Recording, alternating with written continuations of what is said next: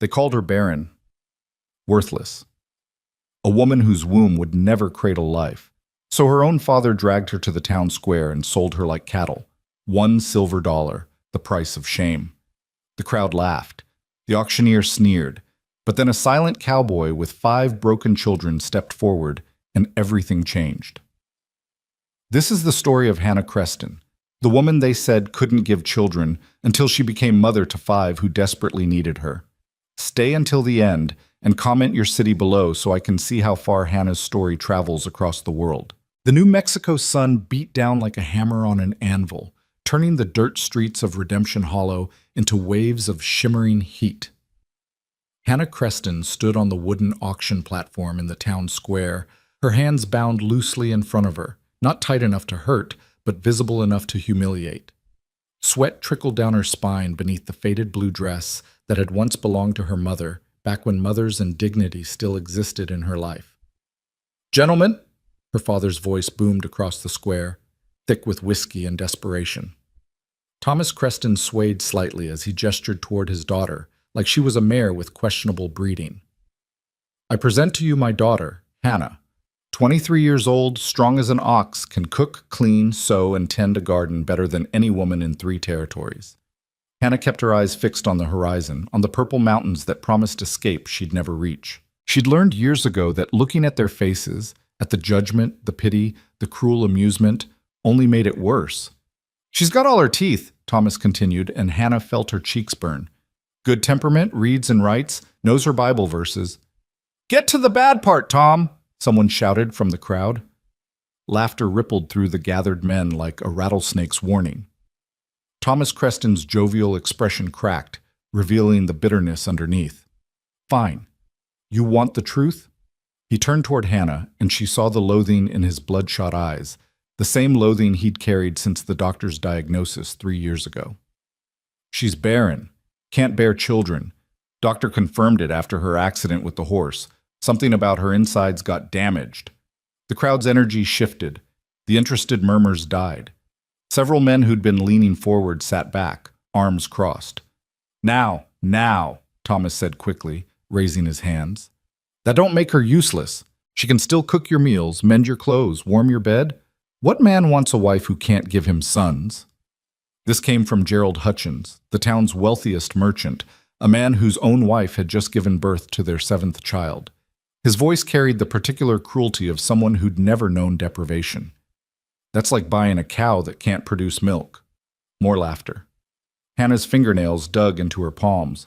"She's worth something to somebody," Thomas insisted, but his voice had turned pleading, pathetic. "I'll start the bidding at $5. $5 for a woman who'll work her fingers to the bone and never complain." Silence, the kind that screamed louder than words. Hannah finally allowed herself to look at the crowd. 30, maybe 40 men scattered across the square.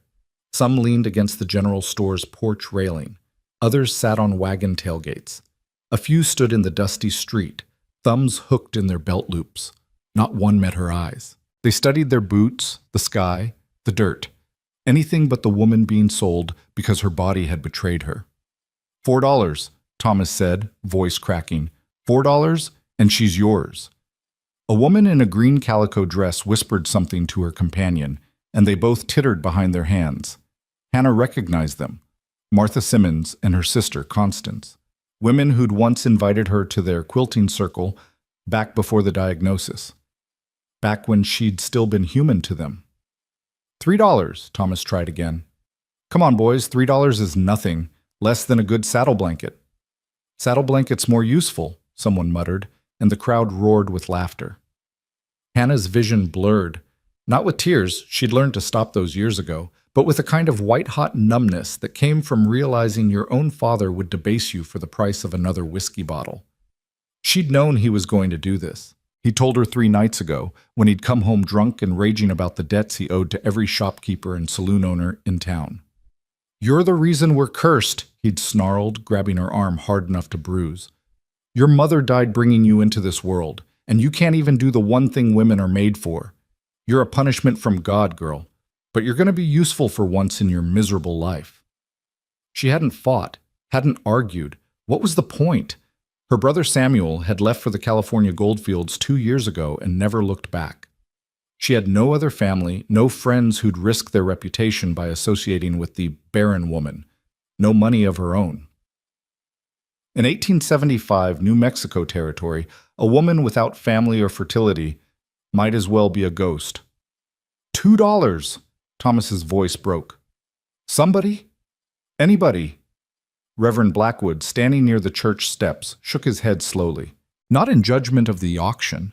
He'd sanctioned it, had told Thomas it was his right as a father to settle his daughter's future, but in what looked like disappointment that no one was bidding. $2 for damaged goods? That was Clyde Morrison, the blacksmith, his voice carrying easy cruelty. Tom, I paid more for my last hunting dog, and at least he's good for something. The laughter that followed felt like knives. Hannah's legs trembled. She'd been standing on this platform for nearly 20 minutes, and the heat was making her dizzy. Or maybe it wasn't the heat. Maybe it was the realization that this was her life now, being auctioned like livestock worth less than a dog, while her father counted down her value dollar by dollar. $1, Thomas finally whispered. $1, and I'll throw in her mother's wedding ring. Hannah's head snapped toward him. No, she said, the first word she'd spoken since he'd dragged her from their ramshackle house that morning. Papa, not Mama's ring? He wouldn't look at her. Shut your mouth, girl. You lost the right to that ring when you proved you'd never use it proper. $1, he shouted again to the crowd. $1 single dollar. That's less than a bottle of rot-gut whiskey. Surely one of you men can use a housekeeper, even if she ain't good for nothing else. The silence stretched so long Hannah could hear a dog barking 3 streets over, could hear the creak of the saloon doors, could hear her own heart hammering against her ribs like it was trying to escape the humiliation her body couldn't flee. Then, from the back of the crowd, a voice like gravel and honey, I'll pay it. Every head turned. A man stood beside a weathered wagon, one hand resting on the sideboard. He was tall, well over 6 feet, with shoulders that spoke of years hauling fence posts and breaking horses. His face was shadowed by a wide-brimmed hat, but Hannah could see the sharp cut of his jaw, the strong line of his nose. He wore simple clothes, denim pants, a faded blue work shirt with the sleeves rolled to his elbows, scuffed leather boots. His hands, she noticed, were calloused but clean. Did you say you'll pay it? Thomas asked, suddenly animated. The whole dollar? The man stepped forward, and the crowd parted for him like the Red Sea before Moses. There was something in his bearing, a quiet authority that had nothing to do with wealth or position and everything to do with a man who knew his own worth and didn't need anyone's validation. I said I'll pay it, he repeated, and his voice was different up close. Rough from disuse, maybe, but steady, certain. $1 silver for the woman. He didn't say damaged goods, didn't say barren, just the woman, like Hannah was still a person with dignity. Thomas nearly fell off the platform in his eagerness. Done! Sold to... He paused. I'm sorry, friend, I don't recall your name. Cole Mercer. A ripple of recognition moved through the crowd. Hannah had heard the name before. Everyone in the territory had. The Mercer Ranch sat 15 miles north of town, a sprawling operation that had once been the most prosperous in the region. But then tragedy had struck. Cole Mercer's wife had died 3 years ago, leaving him with 5 young children. Since then, he'd become almost a ghost, rarely coming to town, never socializing, just working his land with grim determination. The Mercer Ranch, Thomas said, nodding eagerly. Good, good. Respectable place. She'll work hard for you, Mr. Mercer. I promise you that. Cole reached into his vest pocket and pulled out a single silver dollar. He mounted the platform steps with an easy grace that seemed at odds with his size and placed the coin in Thomas Creston's outstretched palm. Our business is concluded, Cole said simply. Thomas clutched the coin like it was salvation itself. Yes, yes, of course, she's all yours. He turned to Hannah, and for just a moment she thought she saw something like regret flicker across his face, but then he blinked, and it was gone, replaced by the same bitter resentment she'd lived with for 3 years. Get your things and go with Mr. Mercer, girl, and don't come back. Hannah's throat tightened. This was it. After 23 years, her father was severing their bond for the price of a bottle of whiskey. Not that there'd been much of a bond left to sever. Cole looked at her for the first time, really looked at her, and Hannah braced herself for what she'd see. Disgust, pity, maybe a calculating assessment of what he'd gotten for his dollar. Instead, his dark eyes held something she couldn't quite name. Not kindness, exactly. More like understanding, like he knew what it was to be ground down by life and measured by what you'd lost instead of what you could still give. "Ma'am," he said quietly, and gestured toward the wagon. Hannah's hands were shaking as she descended the platform steps. Her legs felt like they belonged to someone else. Behind her, she heard the crowd already dispersing, their entertainment concluded. Someone laughed about something unrelated. Someone else called out a greeting. Life in Redemption Hollow moved on, indifferent to the fact that Hannah Creston's life had just been sold for less than the cost of a decent meal. She had nothing to collect. The dress she wore, the thin shawl around her shoulders, and the worn boots on her feet were all she owned. Thomas had sold or drunk away everything else of value long ago. Cole walked beside her to the wagon, his stride measured to match hers. He didn't touch her, didn't try to hurry her, just moved like a silent shadow. When they reached the wagon, he held out his hand to help her up. Hannah hesitated. In all the scenarios she'd imagined for this moment, and she'd imagined many over the past 3 days, she'd never pictured this quiet courtesy. "I can help myself," she said, and immediately regretted how harsh it sounded. But Cole just nodded and stepped back, giving her space. She climbed onto the wagon seat, settling onto the sun-warmed wood. Cole moved around to the other side and pulled himself up with easy strength. The wagon dipped under his weight, then settled. For a long moment, he didn't move. Just sat there, hands resting on his thighs, staring straight ahead at the 2 horses hitched to the wagon, a matched pair of bays with kind eyes. Finally, he spoke. "I'm going to say something, and I need you to hear it true." Hannah waited, her spine rigid. "You won't be judged at my ranch," Cole said, his voice low enough that only she could hear. "Not for what you can't do. Not for what people say you lack. My children need help. I won't lie about that.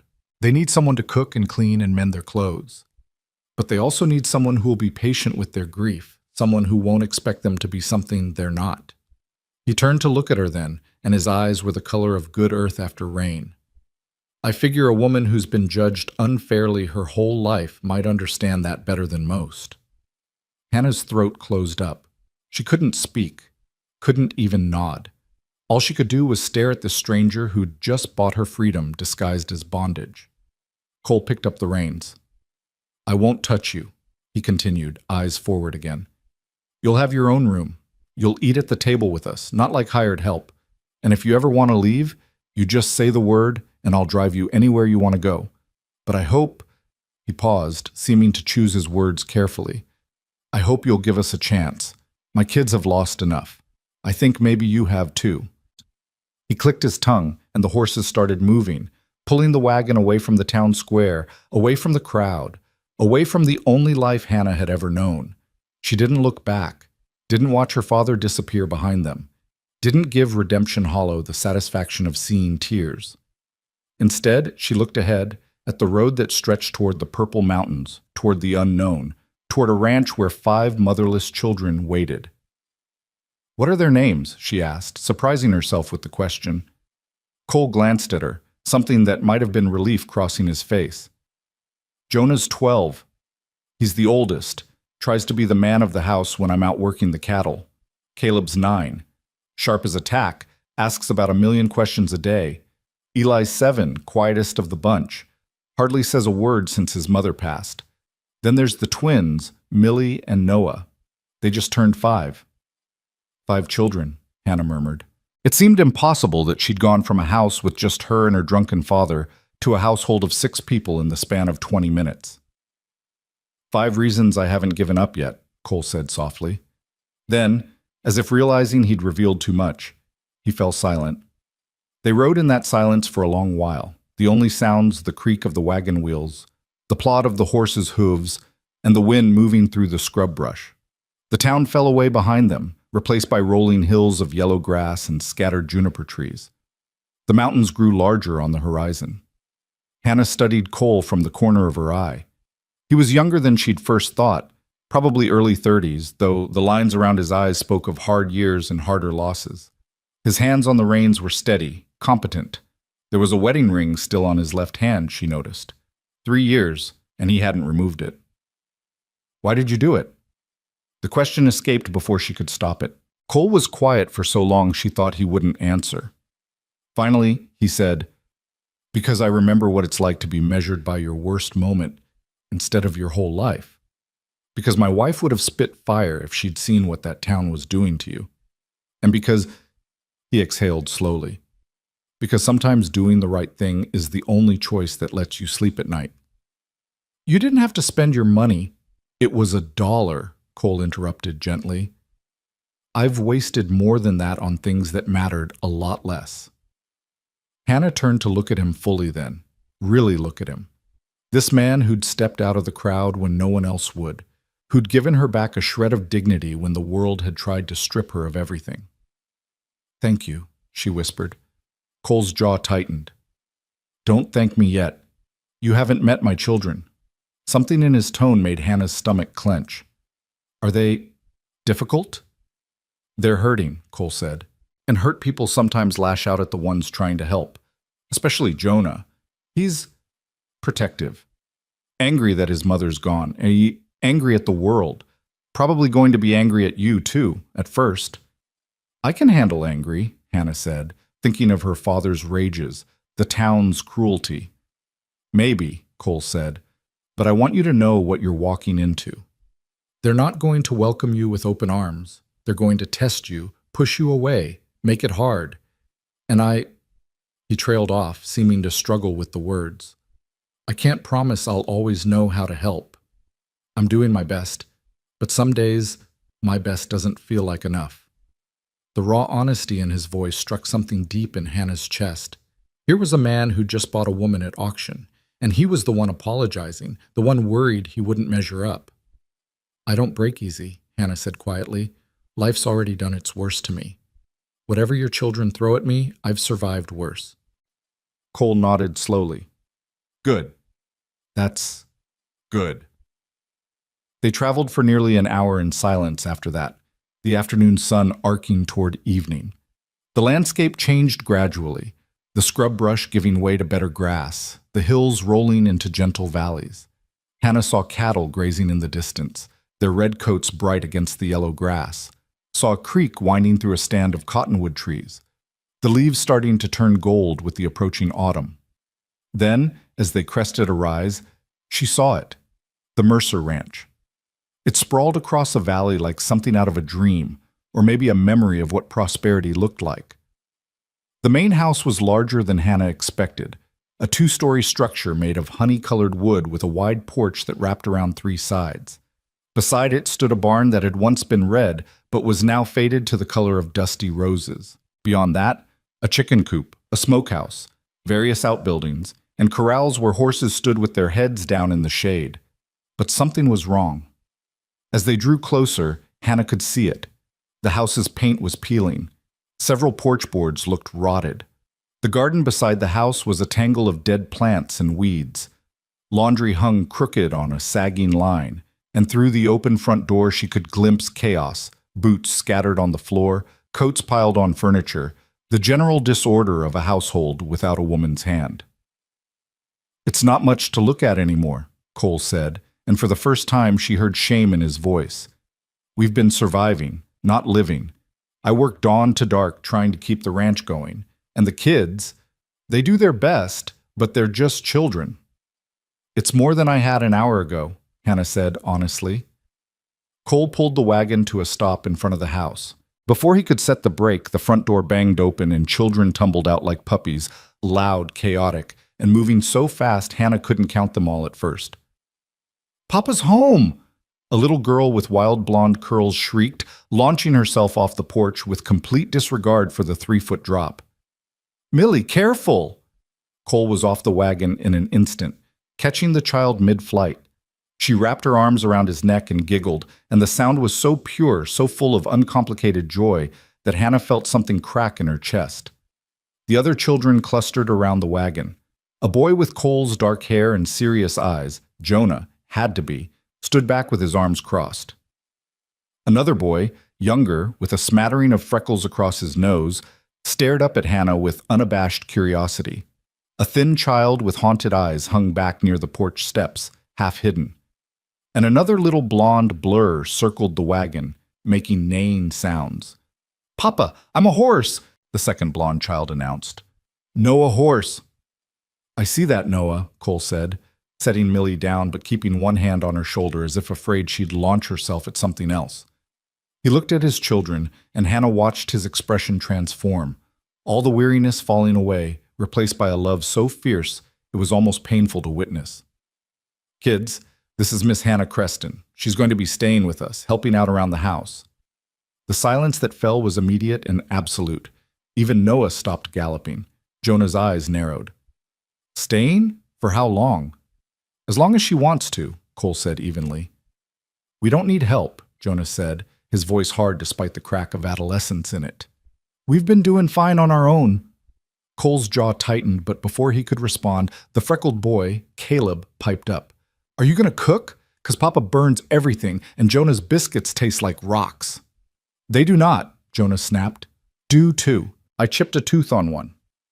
"You did not, boys," Cole said, and the single word cut through the bickering like a knife.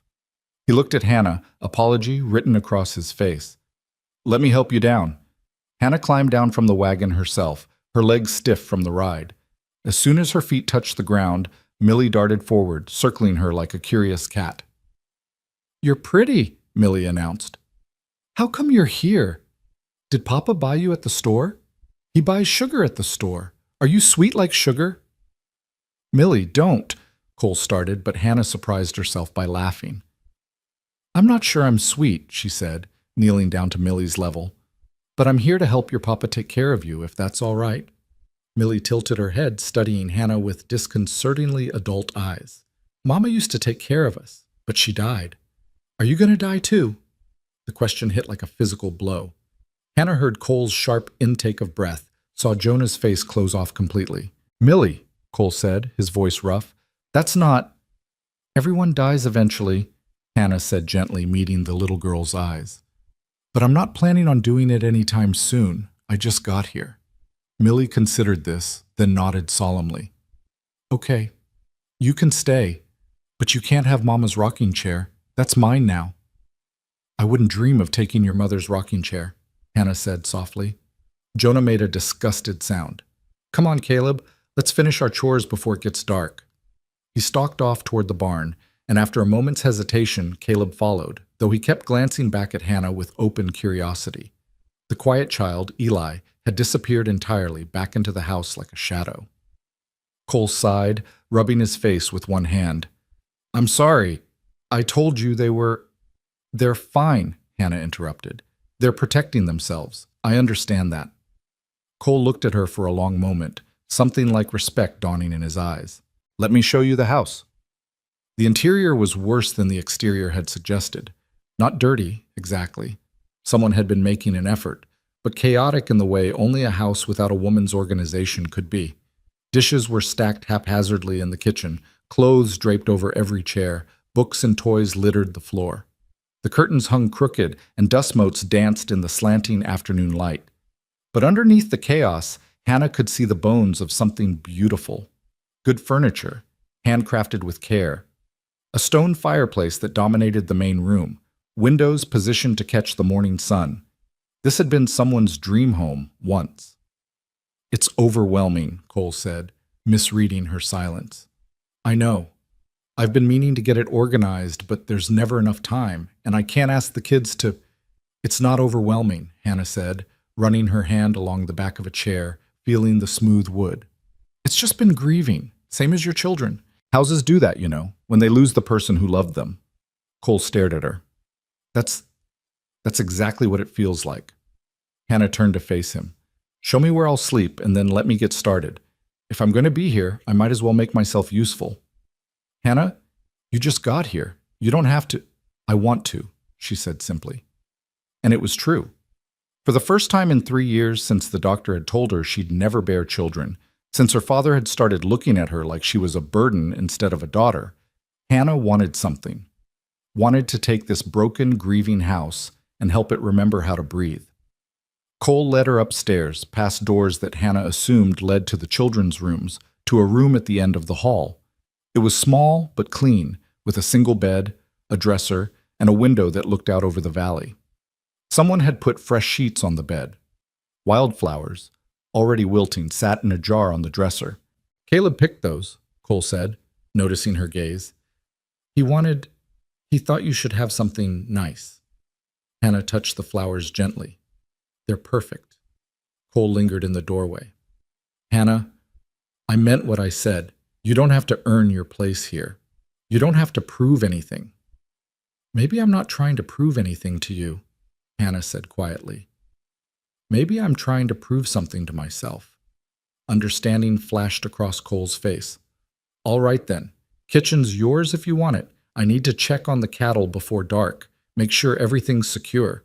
Jonah and Caleb should have finished their chores. Eli will probably stay in his room. The twins," he smiled slightly. "God only knows what the twins will do." After he left, Hannah stood in her new room for exactly 30 seconds, letting the reality of her situation settle over her. Then she set her jaw, smoothed her dress, and went downstairs to face whatever came next. The kitchen was the worst of it. 3 days of dishes piled in the dry sink, a stove coated in grease, a floor that stuck to her boots. But there was a pump at the sink that ran clear water, and someone had laid in good supplies of flour, lard, salt, and dried beans. The root cellar, when she found it, held potatoes, onions, and carrots. Hannah rolled up her sleeves and got to work. She started with the dishes, heating water on the stove and scrubbing each plate, cup, and pot until they shone. Then the counters, then the floor, on her hands and knees with a scrub brush she found under the sink. The physical labor felt good, purposeful. Each clean surface was a small victory against the chaos. As she worked, children drifted in and out like curious cats. Noah appeared first, announcing he was hungry. Hannah gave him a carrot from the root cellar, and he crunched it happily while watching her scrub. "You're messy," he observed. "You got water all over your dress." "Oh, good thing it was already old," Hannah said. "Mama used to sing when she cleaned," Noah said, his small voice suddenly subdued. "Papa says she had the prettiest voice in the whole territory." Hannah's hands stilled in the soapy water. "That sounds lovely." "Can you sing?" "Not very well," Hannah admitted. "That's okay. Papa can't sing either. He sounds like a cow." Noah said this with such cheerful frankness that Hannah had to bite back a laugh. Millie came next, dragging a rag doll with one arm missing. She climbed onto a chair and watched Hannah in silence for several minutes before speaking. "Do you know how to braid hair?" Hannah looked at the wild tangle of curls around Millie's face. "I do." "Jonah tries, but he pulls too hard, and Papa's fingers are too big, and Mama—" Millie's voice trailed off. "Mama used to braid it real pretty, with ribbons and everything." "Would you like me to try?" Hannah asked gently. Millie nodded, hope and wariness warring in her small face. Hannah dried her hands and sat down, lifting Millie onto her lap. The child was tiny, all sharp angles and nervous energy. Her hair was a mess of knots and tangles that spoke of months of neglect. Hannah worked carefully, gently, untangling each knot with patient fingers, murmuring soft reassurances when Millie flinched. "Your hair is beautiful," Hannah said as she worked. "Like spun gold." "That's what Mama used to say," Millie whispered. Then, even softer, "I'm forgetting what she looked like. Isn't that bad? I'm forgetting my own Mama." Hannah's throat tightened. "No, sweetheart. That's not bad. That's just how time works sometimes. But you know what? You can remember how she made you feel instead. The safe, warm feeling of being loved. That never goes away, even when faces get fuzzy." Millie twisted around to look at Hannah, tears shimmering in her blue eyes. "Really?" "Really," Hannah promised, and finished the braid, tying it off with a piece of string from her pocket. Millie hopped down and ran to look at herself in the reflection of a window. "It's pretty." She turned back to Hannah, something fierce in her small face. "Can you do it again tomorrow?" "Every day if you want." After Millie skipped away, Hannah returned to cleaning. She scrubbed the stove until the iron gleamed, then mixed up biscuit dough and set it to baking. The kitchen slowly transformed from disaster to haven, the warm smell of bread filling the air. Caleb appeared as the sun was setting, drawn by the smell. He perched on the edge of the table, swinging his legs. "Jonah says we shouldn't trust you," he announced without preamble, "'cause we don't know nothing about you, and Papa bought you weird." "Bought me weird?" Hannah asked, amused despite herself. "At the town square. Like you were cattle or something. That's weird." Hannah couldn't argue with that logic. "You're right, it was weird, but sometimes life is weird. Are you going to leave? Like—" He stopped himself, but Hannah knew what he'd been about to say. "Like Mama did." "I'm not planning on it," Hannah said carefully. "But I can't predict the future. No one can. All I can do is tell you I'm here now, and I'd like to help if you'll let me." Caleb studied her with eyes too old for his 9 years. "Jonah says you probably can't cook anyway." Hannah smiled. "Well, we're about to find out. Those biscuits should be ready." She pulled them from the oven, golden and perfect, and set them on the table. Caleb grabbed one immediately, juggling it between his hands because it was so hot. He took a bite, chewed thoughtfully, and then grinned. "These are way better than Jonah's rocks," he declared, and stuffed the rest in his mouth. When Cole came back from checking the cattle, full darkness had fallen, and the kitchen glowed with lamplight. The table was set for 6. Hannah had found plates, somewhat mismatched, and laid them out with care. A pot of beans simmered on the stove, flavored with onions and a bit of salt pork she'd found in the cold box. The biscuits were piled high on a platter. Cole stopped in the doorway, and Hannah watched something break open in his expression. Not quite grief, not quite relief, but something in between, like a man glimpsing what home used to feel like. "I rang the bell," Hannah said quietly. "I hope that was all right." "More than all right," Cole said roughly. He called up the stairs. "Kids, supper." They came tumbling down, all except Eli, who descended the stairs like a ghost, silent and watchful. Jonah came last, his face set in hard lines, determined not to be impressed. They settled around the table, an awkward silence falling. Hannah realized they were waiting for something, and then she saw Millie reach for Jonah's hand and Noah reach for Cole's. "We hold hands and say grace," Cole explained, "before every meal." Hannah took her place at the table, not at the head, that was Cole's place, but beside Millie, and joined the circle of hands. Caleb's palm was sticky, probably from the biscuit he'd snuck earlier. Millie's was tiny and warm. Cole bowed his head. "Lord, we thank you for this food and for the hands that prepared it. We thank you for keeping us safe another day, and we ask that you watch over this house and everyone in it. Amen." "Amen," the children chorused. Then chaos erupted as hands released and children reached for food. Noah managed to knock over his cup, thankfully empty. Millie dropped a biscuit on the floor and declared it still good. Caleb loaded his plate with 3 times more food than he could possibly eat. Only Jonah sat still, staring at Hannah with open hostility. "Jonah," Cole said quietly, "eat your supper." "I'm not hungry." "Boy." Jonah's jaw clenched, but he picked up his fork and stabbed at his beans with unnecessary force. Hannah pretended not to notice, focusing instead on helping Millie cut her biscuit and keeping Noah from drowning his beans in molasses. The meal unfolded in fits and starts, punctuated by Caleb's endless questions and the twins' chatter. Only Eli remained silent, eating mechanically, his eyes distant. When the last biscuit was gone and the beans scraped clean, Cole leaned back in his chair and looked at Hannah across the table. In the lamplight, his face was softer than it had been in the harsh sun of the town square. "That was the best meal we've had in 3 years," he said simply. "It was just beans and biscuits," Hannah protested. "It was more than that." Cole's voice held a weight Hannah didn't quite understand. "Thank you." While later, after the dishes were washed and the children sent to bed, Noah and Millie protesting, Caleb negotiating for one more story, Eli disappearing without a word, Hannah stood on the front porch and looked out at the darkness. The stars here were different than in town, brighter, closer, like she could reach up and touch them. The door opened behind her and Cole stepped out, 2 cups of coffee in his hands. He offered her one. "Thought you might need this." he said. First days are always hard. Hannah accepted the cup, wrapping her hands around its warmth. Your children are wonderful. Cole's laugh was short and humorless. They're a mess. We all are. We're all messes, Hannah said. Some of us just hide it better than others. They stood in comfortable silence, sipping their coffee, listening to the night sounds, crickets singing, a horse nickering in the barn, the wind moving through the grass. I meant what I said, Cole finally spoke. You won't be judged here. Whatever brought you to that town square today, whatever people said you lacked, it doesn't matter to me. You're here now. That's enough. Hannah felt tears prick her eyes, but refused to let them fall. Why are you being kind to me? Because someone was kind to me once, when I needed it most, Cole said simply. And because I think you've had enough cruelty for one lifetime. Hannah looked at him then, really looked at this man who'd bought her for a single silver dollar and was offering her something she'd thought she'd lost forever.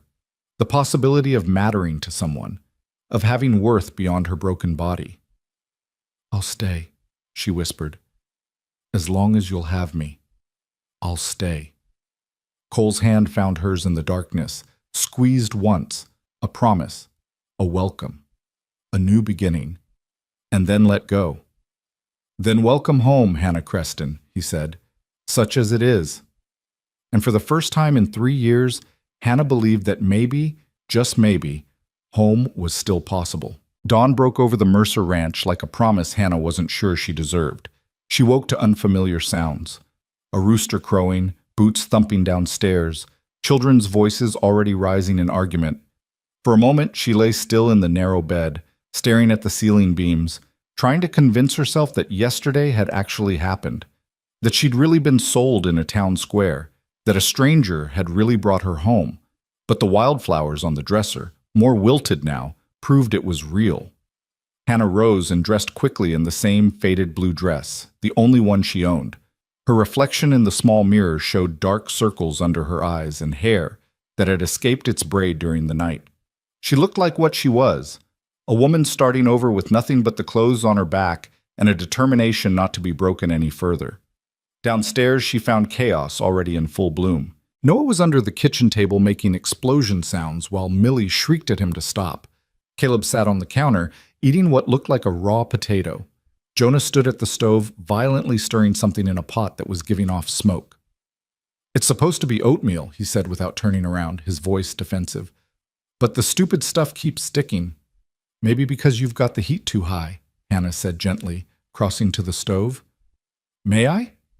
Jonah's shoulders went rigid. For a moment, she thought he'd refuse, but then he stepped aside, shoving the wooden spoon at her with more force than necessary. Fine. You fix it then. Hannah moved the pot off the direct heat and added a splash of water, stirring until the oatmeal loosened. It was salvageable, barely. She added a pinch of salt and a spoonful of molasses she'd found in the pantry last night. Where's your father? She asked. Out with the cattle already, Jonah said, leaning against the counter with his arms crossed. He leaves before sunrise most mornings. Doesn't get back till after dark sometimes. The bitterness in his voice was unmistakable. Hannah glanced at him, really looked at this boy who was trying so hard to be a man. He had Cole's strong jaw and dark hair, but his eyes held an anger that made him look older than 12. That must be hard, Hannah said quietly. Taking care of everyone while he's gone? We managed just fine. The words were clipped, designed to end the conversation. Hannah nodded and turned her attention back to the oatmeal. Millie, Noah, come wash your hands. Caleb, that potato is for cooking, not eating raw. And someone needs to find Eli. Eli never comes down for breakfast, Caleb said, tossing the potato from hand to hand. He hides in his room till everyone else leaves. Hannah's heart squeezed, but she kept her voice light. Well, maybe today will be different. Caleb, would you go tell him breakfast is ready? Caleb shrugged and disappeared upstairs. Hannah heard his feet pounding down the hallway, then his voice calling through a door. Eli, lady says breakfast is ready. She's making the oatmeal not burnt. Silence. Then Caleb's feet pounding back down. He's not coming, he announced, climbing back onto the counter. Hannah divided the oatmeal into bowls, setting them around the table. The twins scrambled into their chairs, still bickering about something involving a toy horse. Jonah remained standing, watching Hannah with suspicious eyes. "You're not eating?" she asked him. "I said I'm not hungry." "You said that last night too, but you ate 3 helpings of beans." Something flickered across Jonah's face, surprise maybe that she'd noticed. "That's different. I was hungry then." Hannah met his gaze steadily. "You're 12 years old and growing. You're hungry now too. But you don't want to admit that I can cook anything worth eating because that would mean accepting that I'm here. Am I close?" Jonah's jaw dropped slightly. The twins stopped fighting to stare at Hannah with wide eyes. "I'll tell you what," Hannah continued, spooning oatmeal into a bowl. "I'm going to put this bowl here. You can eat it or not eat it. That's your choice. But I'm not going to pretend you're not hungry just to spare your pride." She set the bowl at an empty place at the table and turned her attention to cutting bread for the twins. Behind her, she heard the scrape of a chair being pulled out, heard the clink of a spoon against ceramic, heard Jonah eating, grudgingly, but eating nonetheless. It was a small victory, but Hannah would take it. After breakfast, which the twins ate while somehow managing to get oatmeal in their hair, on their faces, and inexplicably on the ceiling, Hannah tackled the mountain of laundry she'd noticed yesterday. The twins disappeared outside, their voices fading as they raced toward the barn. Caleb followed, announcing he was going to catch a lizard. Jonah vanished without a word, probably to do chores. Hannah found the washboard and tub behind the house, along with lye soap that was so harsh it would strip the skin from her hands by day's end.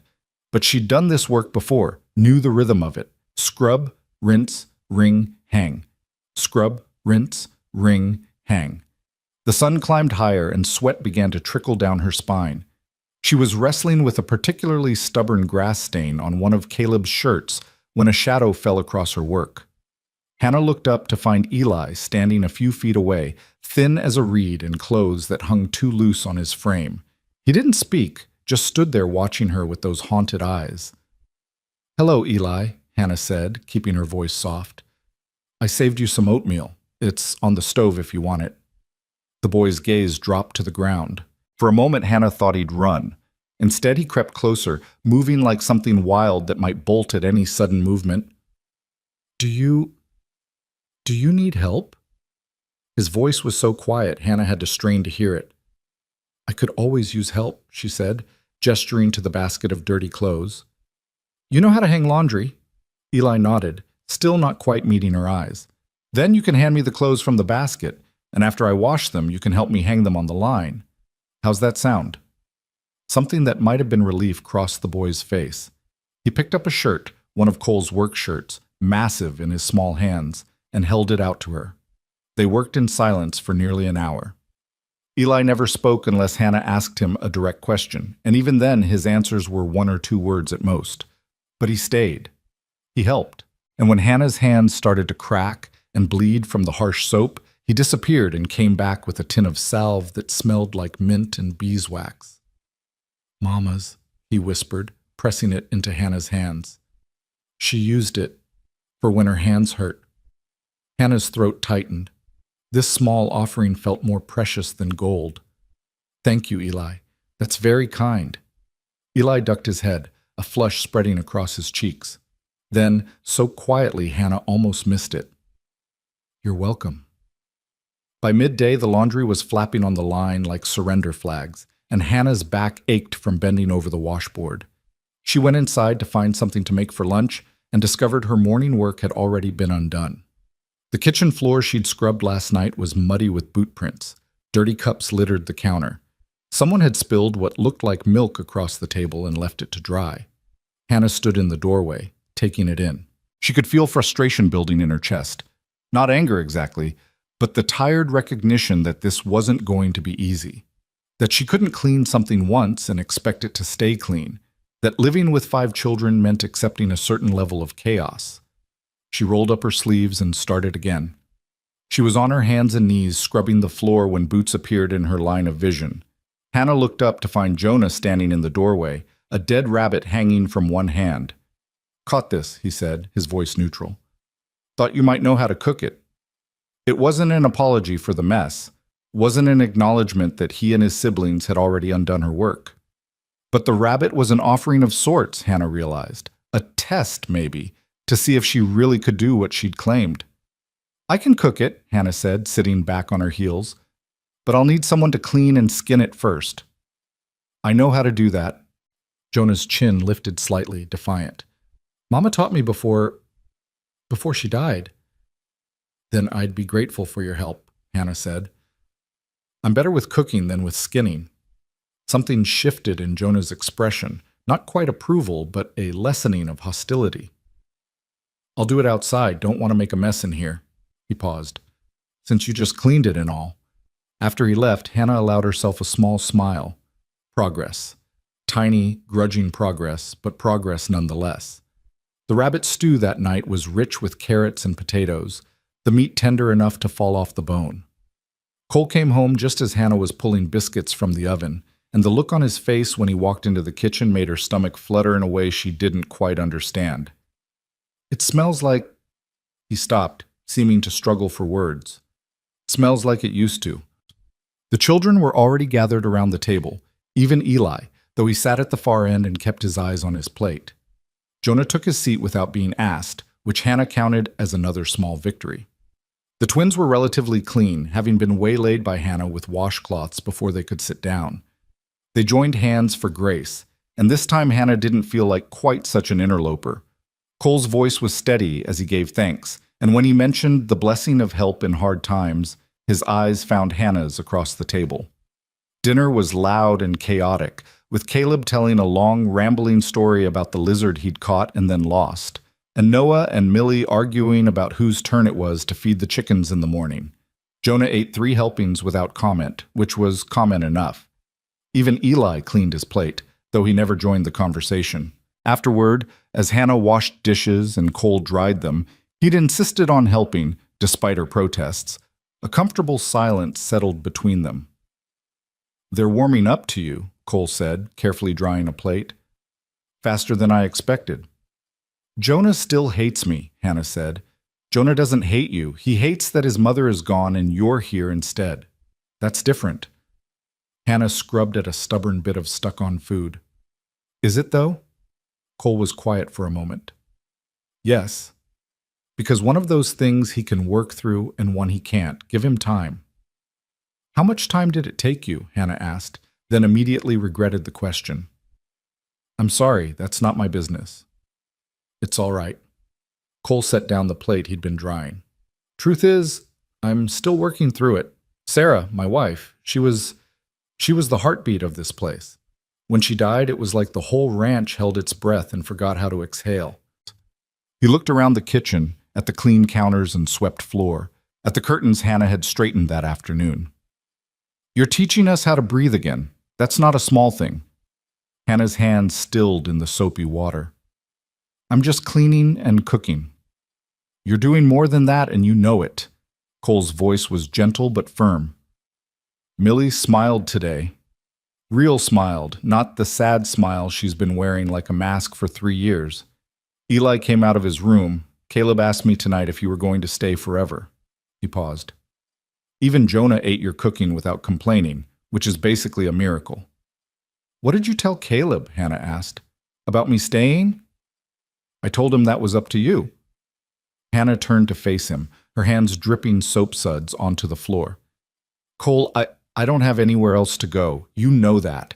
I'm here because you bought me at an auction, not because I chose this. But you're choosing to stay now, Cole said. Every morning you wake up and decide to stay another day. That's a choice, and I'm grateful for it. The weight of his words settled over Hannah like a blanket. She'd been thinking of herself as someone without options, someone backed into a corner. But Cole was right. She could leave if she wanted. Could walk to town and find work as a seamstress or a washerwoman. Could write to her brother in California, beg him to send for her. Could do any number of things. But she didn't want to. I'm choosing to stay, Hannah said softly. Not just because I have nowhere else to go, but because I want to. Because your children need me. Because this house needs me. She took a breath. Because maybe I need this too. Cole's hand found hers in the soapy water, and he squeezed gently. Then we're both right where we're supposed to be. The days began to blur together into a rhythm that was exhausting but satisfying. Hannah woke before dawn to start breakfast. She packed lunches for Cole when he rode out to check on the cattle. She braided Millie's hair every morning, a ritual that the little girl guarded fiercely. She listened to Caleb's endless questions about everything from why the sky was blue to whether fish got thirsty. She left plates of food outside Eli's door on the days when he couldn't bring himself to come downstairs, and never made him feel guilty about it. And she navigated around Jonah's anger like a woman crossing a frozen lake, carefully, constantly aware that one wrong step could plunge her into freezing water. 2 weeks after her arrival, Hannah decided to tackle the garden. What had once been someone's pride, Sarah's pride, she assumed, was now a graveyard of dead plants and aggressive weeds. But underneath the neglect, Hannah could see the bones of something beautiful. Raised beds lined with stones. A small greenhouse with half its glass panes broken. An herb garden that might survive if it was properly tended. She spent an entire day clearing weeds, her hands blistering despite the salve Eli had given her. The sun beat down mercilessly, and sweat soaked through her dress. But there was something deeply satisfying about the work, about reclaiming this space from the wilderness. She was wrestling with a particularly stubborn tangle of dead tomato vines when Jonah's voice cut through her concentration. "You're wasting your time." Hannah looked up to find him standing at the garden's edge, arms crossed in his familiar defensive posture. "Maybe," she said, tugging at the vines, "but it's my time to waste." "Nothing grows here anymore," Jonah said flatly. "Mama tried for 3 summers after we moved here to get things to grow right, and it was always a fight. Too hot, too dry, wrong soil, wrong something. Then she died, and it all just—" He made a helpless gesture. "Died with her." Hannah sat back on her heels, studying the boy. "Do you remember helping her in the garden?" Something flickered across Jonah's face. "Sometimes. When I was little before the other kids were born, she'd let me plant seeds and water things." His voice went quiet. "I thought I was so important, like I was really helping." "You were helping," Hannah said gently. "No, I wasn't. I was just a stupid kid playing in the dirt while she did the real work." "Jonah, you want to know what killed my mother?" Jonah's voice suddenly harsh, loud enough to make Hannah flinch. "This place killed her. This ranch. This house. This garden that never grew right. She worked herself to death trying to make it all perfect, trying to keep us all fed and clean and happy, and it killed her." His hands clenched into fists at his sides. "So yeah, you cleaning the house and cooking our meals and trying to fix the garden, it's all just going to kill you too. That's what happens here. This place eats women alive." Hannah stood slowly, brushing dirt from her skirt. Every instinct told her to go to this hurting boy, to pull him into a hug, but she knew he'd bolt if she tried. "Your mother didn't die because she worked hard," Hannah said softly. "She died because sometimes terrible things happen to good people, and there's no reason or sense to it. But killing yourself with guilt over something you couldn't prevent? That's not honoring her memory. That's just another kind of dying." Jonah's face crumpled, and for a moment Hannah saw past the anger to the terrified 12-year-old underneath. But then he grabbed control again, shoving the emotion down so hard she could almost hear it lock into place. "You don't know anything about it," he said, his voice thick. "You didn't know her. You don't know us. You're just some woman Papa bought because he needed help, and we're all supposed to pretend like that's normal." "You're right," Hannah said. "I didn't know your mother, and I'm never going to try to replace her. But I'm here, Jonah, and I'm not going anywhere. So you can keep being angry at me, keep pushing me away, keep testing to see if I'll leave. But I'm still going to be here tomorrow, and the day after that, and the day after that." Jonah stared at her, his chest heaving with emotion he wouldn't let escape. Then he turned and ran, disappearing toward the barn. Hannah returned to her weeding, but her hands were shaking. She'd known Jonah would be the hardest, but understanding that intellectually was different from feeling the full force of his pain and anger directed at her.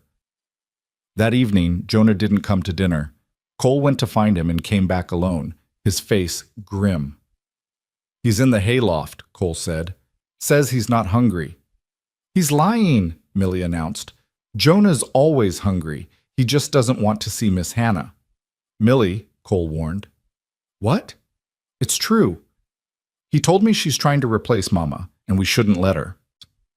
The words hung in the air like smoke. Noah looked up from his plate, his small face worried. Caleb stopped mid-chew. Even Eli, quiet Eli, glanced up with something like alarm in his eyes. Your brother is hurting, Cole said carefully, and sometimes when people hurt, they say things they don't mean. But Miss Hannah isn't trying to replace your mother. Nobody could do that. Mama was the best, Noah said loyally. She was, Cole agreed. But that doesn't mean Miss Hannah isn't good too. Different, but good. You understand? The twins nodded uncertainly. Caleb went back to eating, but Hannah caught the look on Eli's face, a mix of confusion and something that might have been guilt. After dinner, after the dishes were done and the children sent to bed, Hannah found Cole on the porch again. It was becoming their ritual, these quiet conversations under the stars. I'm making things worse, Hannah said without preamble. With Jonah. No, you're not. You're forcing him to face something he's been avoiding for 3 years. Which is? That life goes on, Cole said heavily. That the world keeps turning even after the worst thing happens. That we have to keep living even when we don't want to. He leaned against the porch railing, staring out at the darkness. When Sarah died, Jonah wanted to die too. I know because I felt the same way. But we had 4 other children depending on us, so we couldn't. We had to keep breathing, keep moving, keep pretending we were okay even though we were broken inside. And then I showed up, Hannah said. And then you showed up, and suddenly we're not just surviving anymore. We're living again. The house is clean. The meals are hot. Millie's hair is braided. And Jonah's realizing that maybe, just maybe, it's okay to be happy again. And that terrifies him. Because if he lets himself be happy, if he lets himself care about you, then he's betraying his mother's memory. Hannah's eyes stung with tears. How do I show him that's not true? You can't, Cole said gently. He has to figure it out himself. All you can do is keep showing up, keep being steady, keep proving that you're not going anywhere. What if he never accepts me? Cole was quiet for a long moment. Then we'll cross that bridge when we come to it. But Hannah? I don't think it's going to come to that. Jonah's angry, but he's not stupid. He sees what you're doing for his siblings. He sees how much lighter I am since you came. He just needs time to let go of his anger, and time is the one thing we've got plenty of. 3 days later, disaster struck. Hannah woke to Millie's screaming, not the playful shrieking of a child at play, but a sound of pure terror that sent ice shooting through Hannah's veins.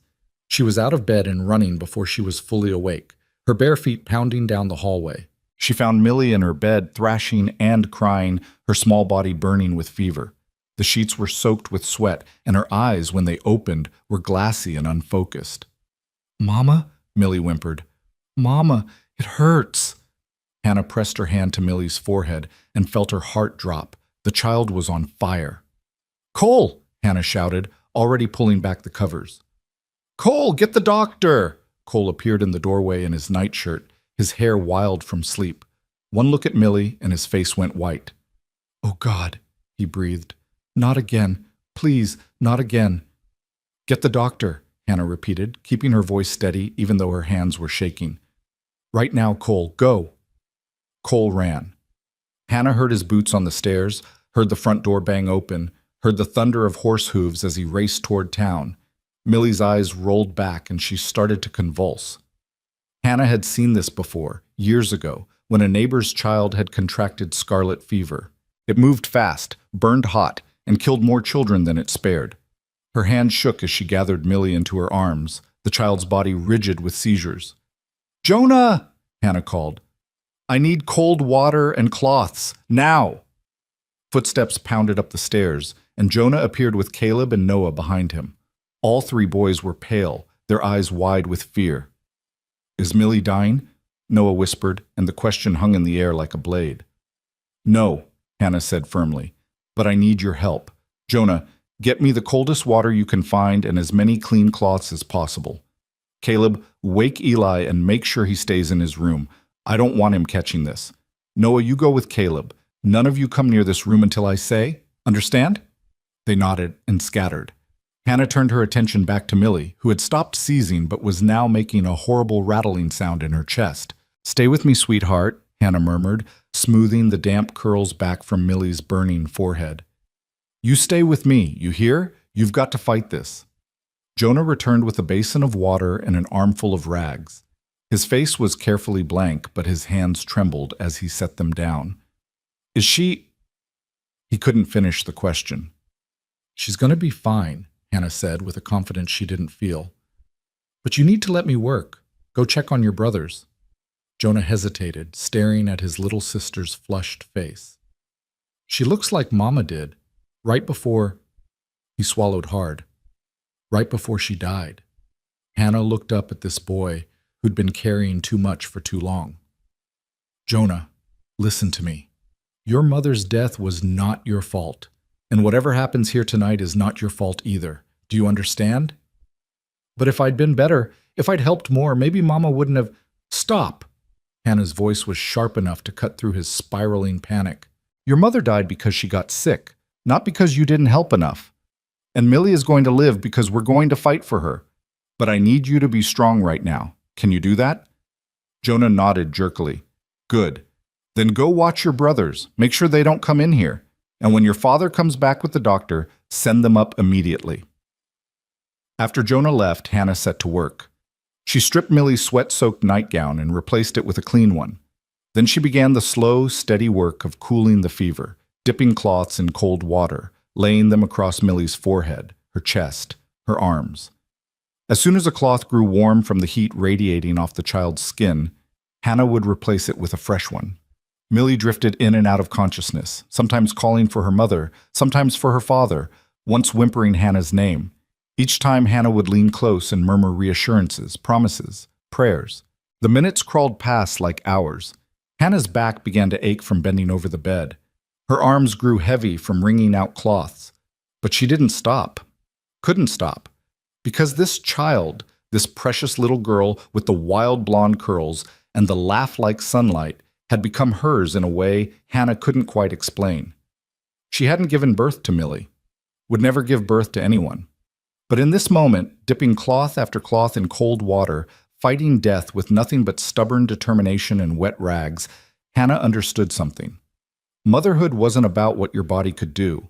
It was about what your heart chose to claim as its own. And her heart had claimed Millie Mercer. Dawn was breaking when Cole finally returned with the doctor, a stern-faced man with gray whiskers and tired eyes. He took one look at Millie and his expression grew grave. "Scarlet fever," he confirmed, after checking her pulse and peering at her throat. "High fever, the rash on her chest, the red tongue. No doubt about it." "Can you help her?" Cole's voice was raw with fear. "I can give her something for the fever, but—" The doctor pulled a brown bottle from his bag. "Mr. Mercer, you know as well as I do that scarlet fever in one this young, the odds aren't good. You should prepare yourself." "No." The word came from Hannah, sharp and absolute. "No, we're not preparing for anything except her recovery." The doctor looked at her with something like pity. "Ma'am, I understand you want to hope, but—" "But nothing." Hannah stood, her wet dress clinging to her legs, her hair wild around her face. "That child is going to live. I don't care what the odds are. She's going to live." The doctor exchanged a glance with Cole. "Ma'am, faith is admirable, but—" "Get out," Hannah said quietly. "I beg your pardon?" "Leave your medicine and get out. If you're here to pronounce death sentences, we don't need you. I'll fight this fever myself." The doctor's face flushed. "Mr. Mercer, your wife needs to understand—" "She's not my wife," Cole said, but his voice held no correction in it, only a weary acknowledgement. "And she's right. If you can't help, then leave the medicine and go." After the doctor left, indignant and sputtering, Cole sagged against the doorframe. "Hannah, what if he's right? What if she's too sick?" Hannah wrung out another cloth and laid it gently across Millie's burning forehead. "Then I'll sit here and fight until there's nothing left to fight for. But I'm not giving up on her, Cole. I can't." Cole's eyes were wet. "Why? You barely know her. Why would you—" "Because she's mine," Hannah said simply. They're all mine. Your children became mine the moment I stepped foot in this house, and I don't give up on what's mine. Cole crossed the room and pulled Hannah into a fierce hug. She stiffened for a moment. They'd never touched beyond his hand squeezing hers, but then she relaxed into it, letting herself draw strength from his solid presence. Thank you, he whispered into her hair, for fighting for her, for all of them. Go check on the others, Hannah said, pulling back gently. Make them breakfast. Keep them busy. And don't let them see how scared you are. Cole nodded and left, and Hannah returned to her vigil. The day passed in a haze of fever dreams and cold cloths. Millie's temperature would drop slightly, and Hannah would dare to hope. Then it would spike again, and terror would claw at her throat. Outside the window, she could hear the normal sounds of the ranch, cattle lowing, chickens clucking, the boys' voices as they did their chores, life continuing despite the battle being waged in this small bedroom. Night fell again. Hannah lit lamps and kept working. Her hands were raw from the water, and exhaustion made her movements clumsy. But she didn't stop. Cole brought her food that she didn't eat, brought her coffee that she didn't drink. He sat with her for hours in silence, holding Millie's small hand, whispering to her about all the things they'd do when she got better. Around midnight, Millie's fever spiked so high that Hannah thought her heart would stop from sheer terror. The child's body went rigid again, and a horrible rasping sound came from her throat. No, Hannah breathed. No, no, no. Millie, stay with me. You stay with me, baby. She worked faster, changing cloths every few seconds, spooning the doctor's medicine between Millie's cracked lips, singing lullabies her own mother had sung to her a lifetime ago. Cole knelt beside the bed, his face buried in his hands, and Hannah heard him praying, desperate, broken prayers that tore at her heart. The hours stretched toward dawn. Millie's breathing grew shallower, her lips turned blue. Hannah felt panic clawing at her throat, felt the certainty of failure looming. Please, she whispered, not even sure who she was talking to, God, the universe, Millie herself. Please don't take her, please. And then, as the first light of dawn touched the window, Millie's eyes fluttered open. Mama? She whispered, her voice barely audible. Hannah's breath caught. Cole lifted his head, hope and heartbreak warring on his face.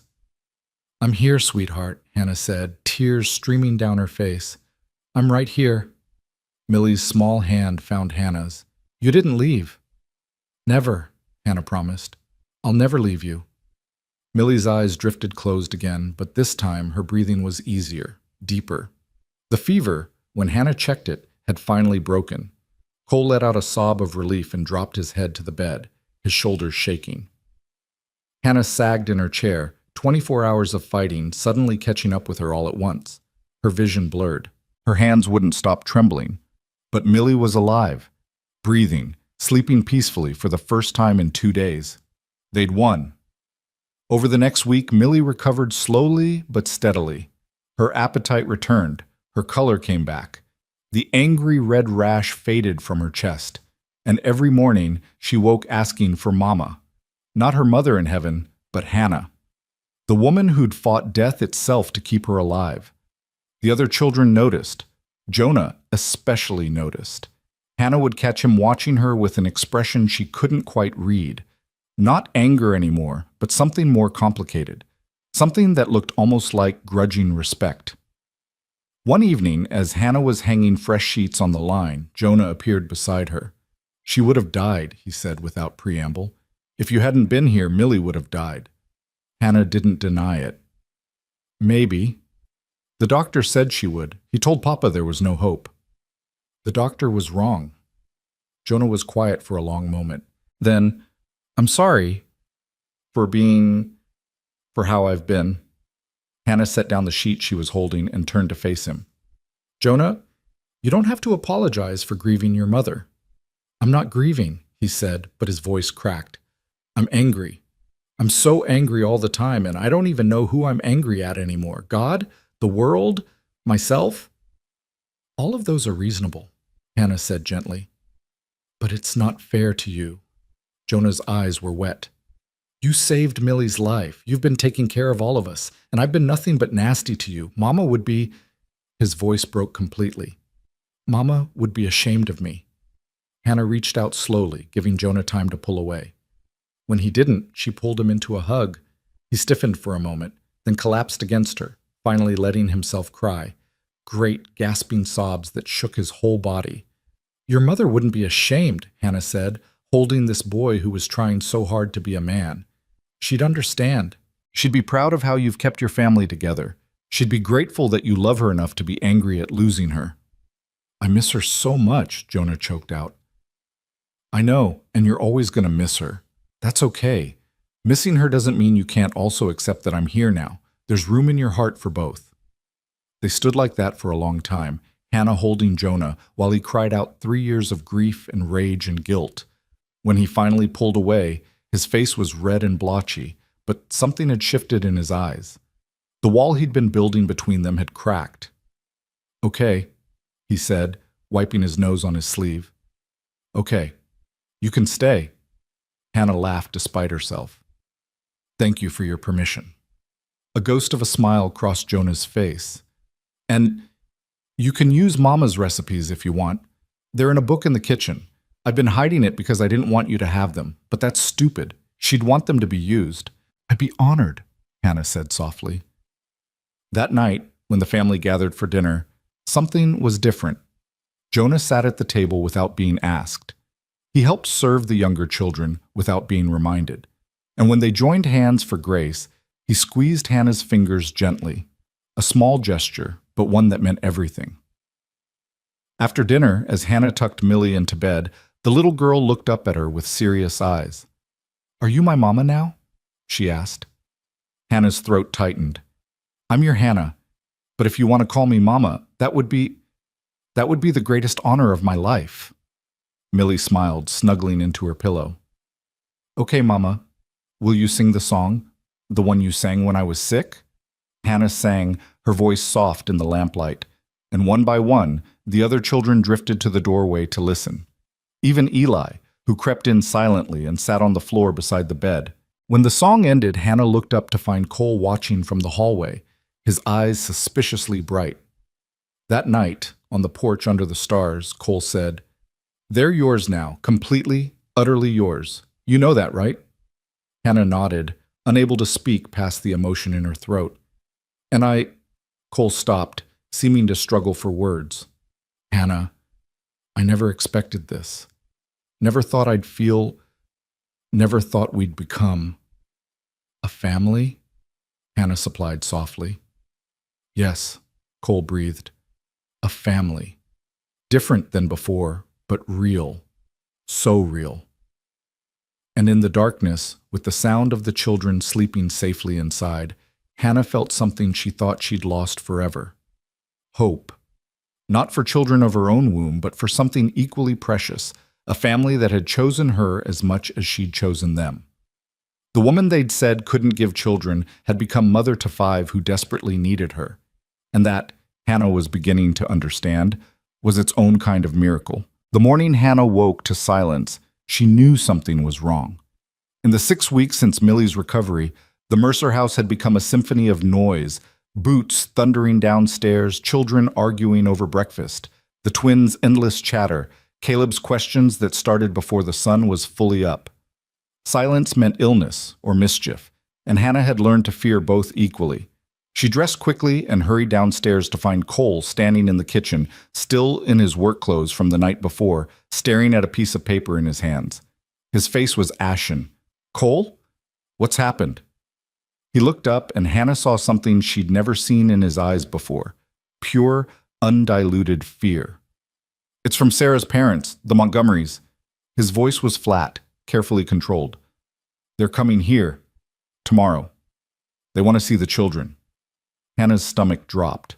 She'd heard about the Montgomerys from the children's scattered comments. Wealthy ranchers from Texas who'd never approved of their daughter marrying a dirt farmer and moving to New Mexico. They hadn't attended Sarah's funeral, hadn't written in 3 years, had sent no money or support despite their considerable means. "Why now?" Hannah asked. Cole's jaw clenched. "Because someone in town wrote to them. Told them I'd bought a woman at auction. Told them the children were being raised by a barren woman of questionable morals." He crushed the paper in his fist. "They're threatening to petition the territorial court for custody. They say I'm unfit, that the children are living in squalor, that you're.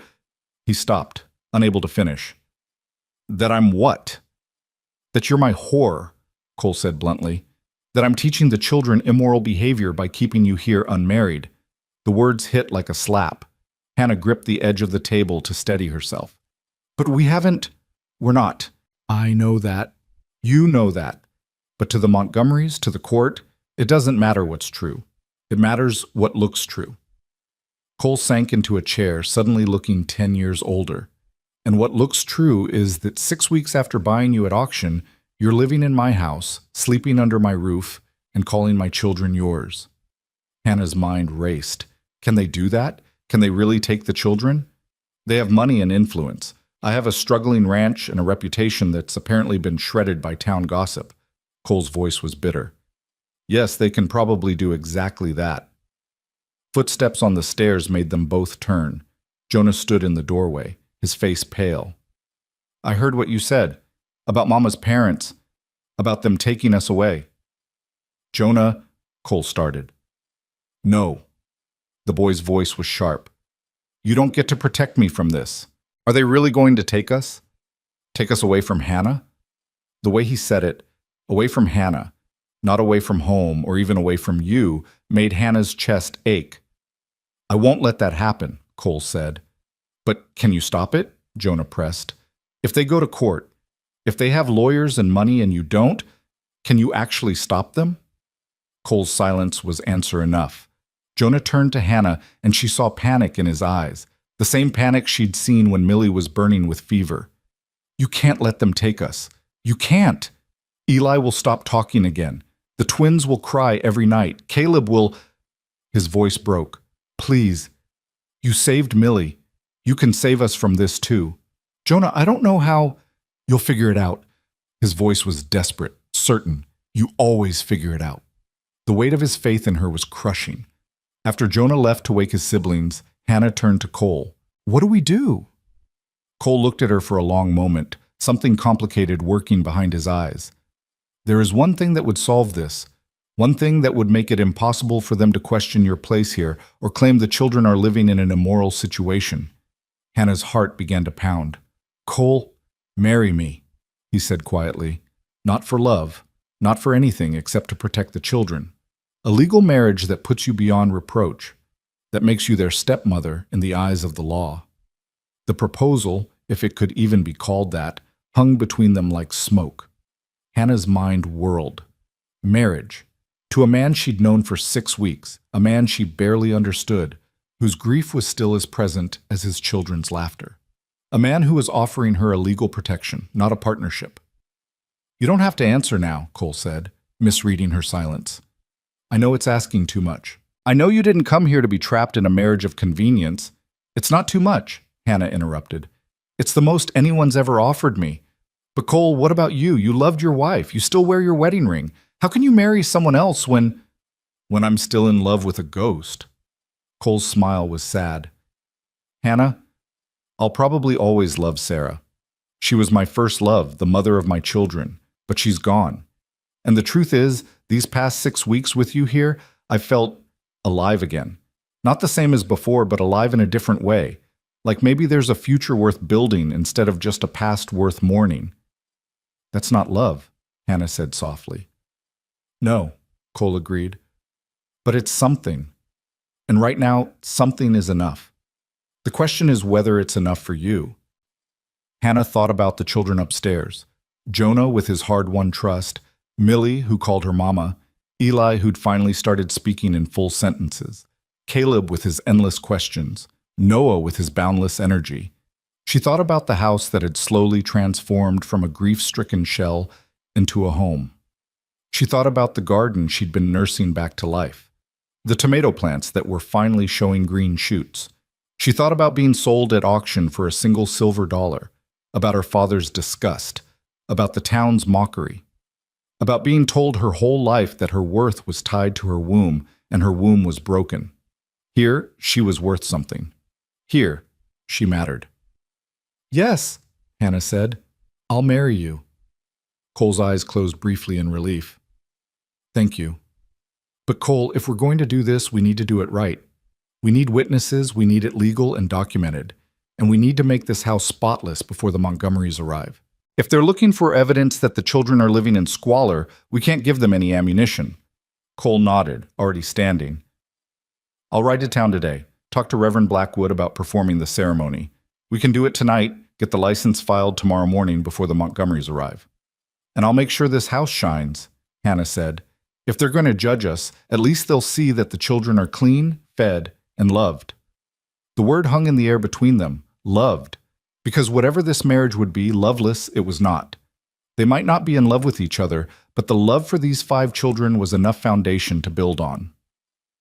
The day passed in a blur of frantic activity. Hannah marshaled the children like a general commanding troops. Every surface was scrubbed, every window washed, every piece of clothing mended and pressed. The children, sensing the seriousness of the situation, worked without complaint. Even the twins, usually human tornadoes of chaos, helped fold laundry with careful concentration. "Why are we cleaning so much?" Millie asked, standing on a chair to reach the high shelves. "We already cleaned last week." Hannah hesitated, unsure how much to tell them, but then she remembered Jonah's face that morning, the way he'd demanded not to be protected from the truth. "Your grandparents are coming," Hannah said. "Your mother's parents, and they're going to be checking to make sure you're all being taken care of properly." "But we are being taken care of," Caleb said, confused. "You take care of us all the time." "I know, sweetheart, but they don't know that, so we need to show them." "What if they don't like you?" Noah asked, his small face worried. "What if they try to make you leave?" Hannah knelt down to his level. "Then I'll fight to stay, because you're my family now, and families stick together." Eli, who'd been quietly dusting the bookshelf, spoke up in his soft voice. "Papa said you're going to marry him. Is that true?" Hannah's breath caught. She hadn't realized Cole had told the children. "Yes, we're getting married tonight." "So you'll be our mama for real?" Millie's voice was small, hopeful, terrified of disappointment. "I'm already your mama for real," Hannah said gently. "The marriage just makes it official in the eyes of the law." "Will you wear Mama's dress?" The question came from Jonah, who'd appeared in the doorway. His voice was careful, neutral, but Hannah heard the test underneath. This was the final boundary, whether she would try to literally step into Sarah's place. "No," Hannah said firmly. "I would never presume to wear your mother's dress. That belongs to her memory. I'll wear my regular dress, and I'll be grateful for the chance to marry your father and become your legal mother, but I will never try to erase your real mother. She was here first. She loved you first. Nothing changes that." Jonah's shoulders relaxed slightly. "Okay, good." That evening, just after sunset, Hannah stood in her small room and stared at her reflection. Her dress was clean but faded, her hair brushed and braided simply. She looked like what she was, a woman who'd been working all day, tired and nervous and completely unprepared for marriage. A soft knock on the door made her turn. Millie stood there holding something wrapped in faded cloth. "Mama?" The name still sent a thrill through Hannah every time. "Can I come in?" "Of course." Millie crossed the room and carefully unwrapped the cloth, revealing a delicate hair comb made of silver studded with small turquoise stones. "This was my real mama's. She wore it on special days. Papa gave it to me after she died, said I should save it for when I got married someday." She held it out to Hannah with solemn ceremony. "But I want you to wear it tonight, because you're going to be my mama now, and that's special." Hannah's eyes flooded with tears. "Millie, I can't. This is yours from your mother."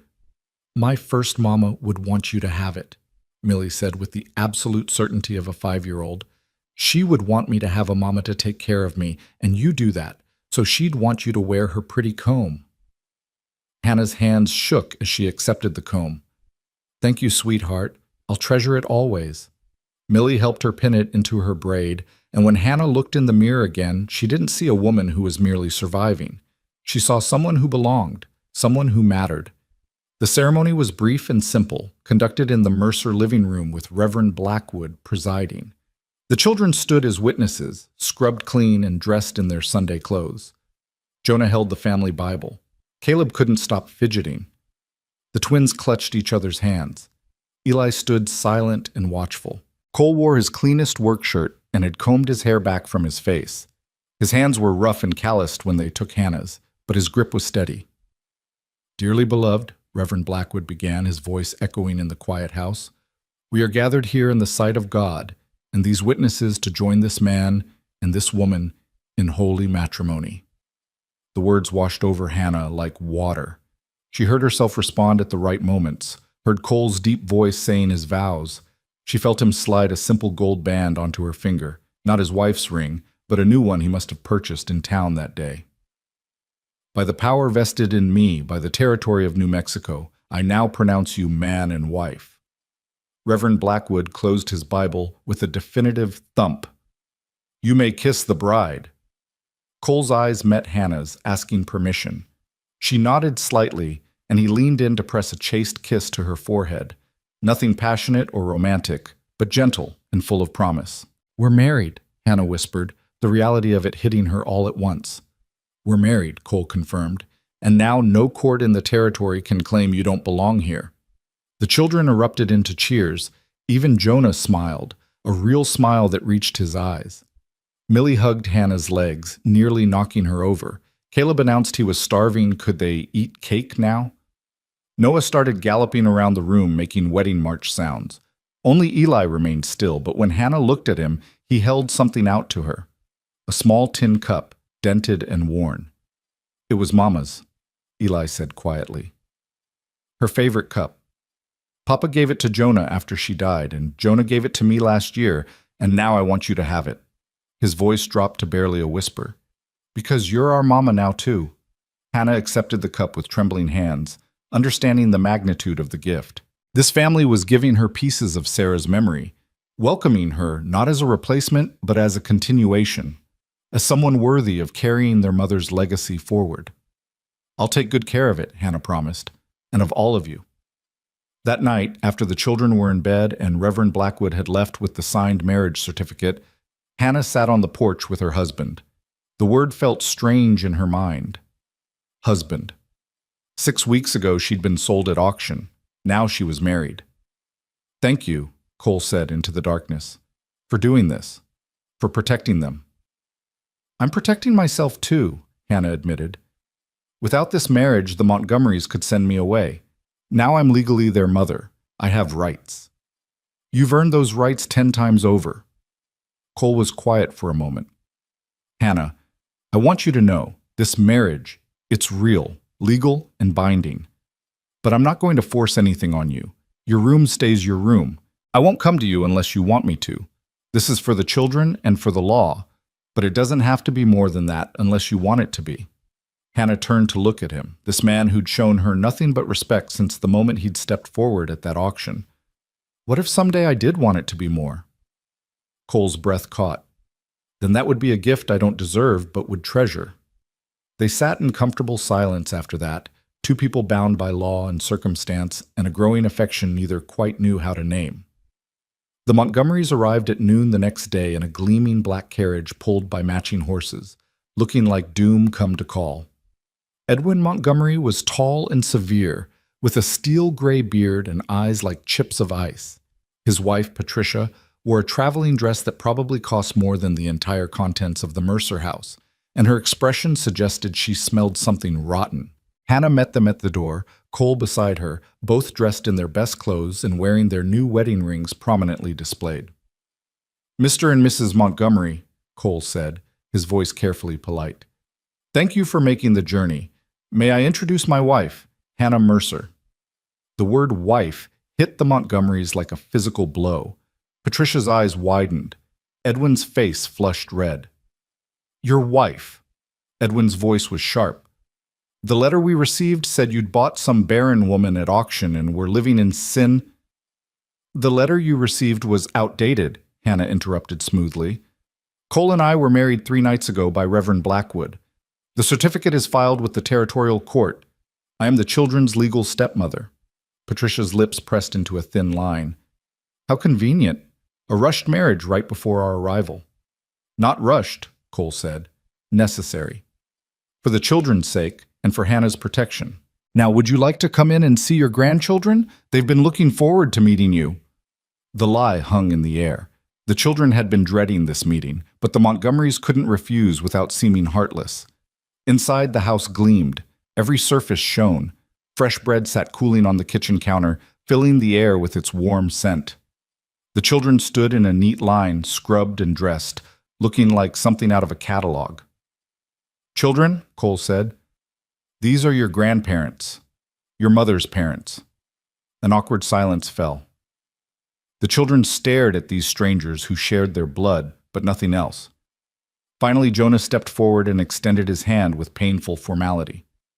"Sir, ma'am, it's good to meet you." Edwin shook his grandson's hand, his expression softening slightly. "You've grown. You look like your mother around the eyes." "I know," Jonah said quietly. "Papa tells me that sometimes."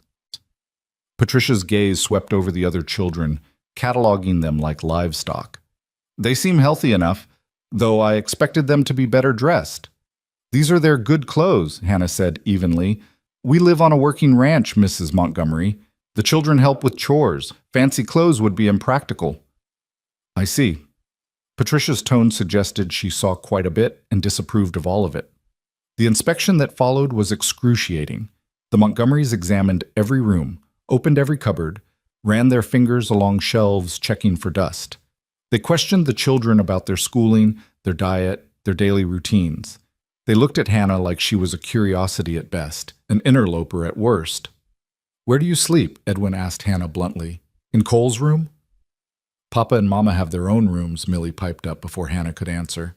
"Papa's room is big and Mama's room is small but pretty. She has flowers in a jar."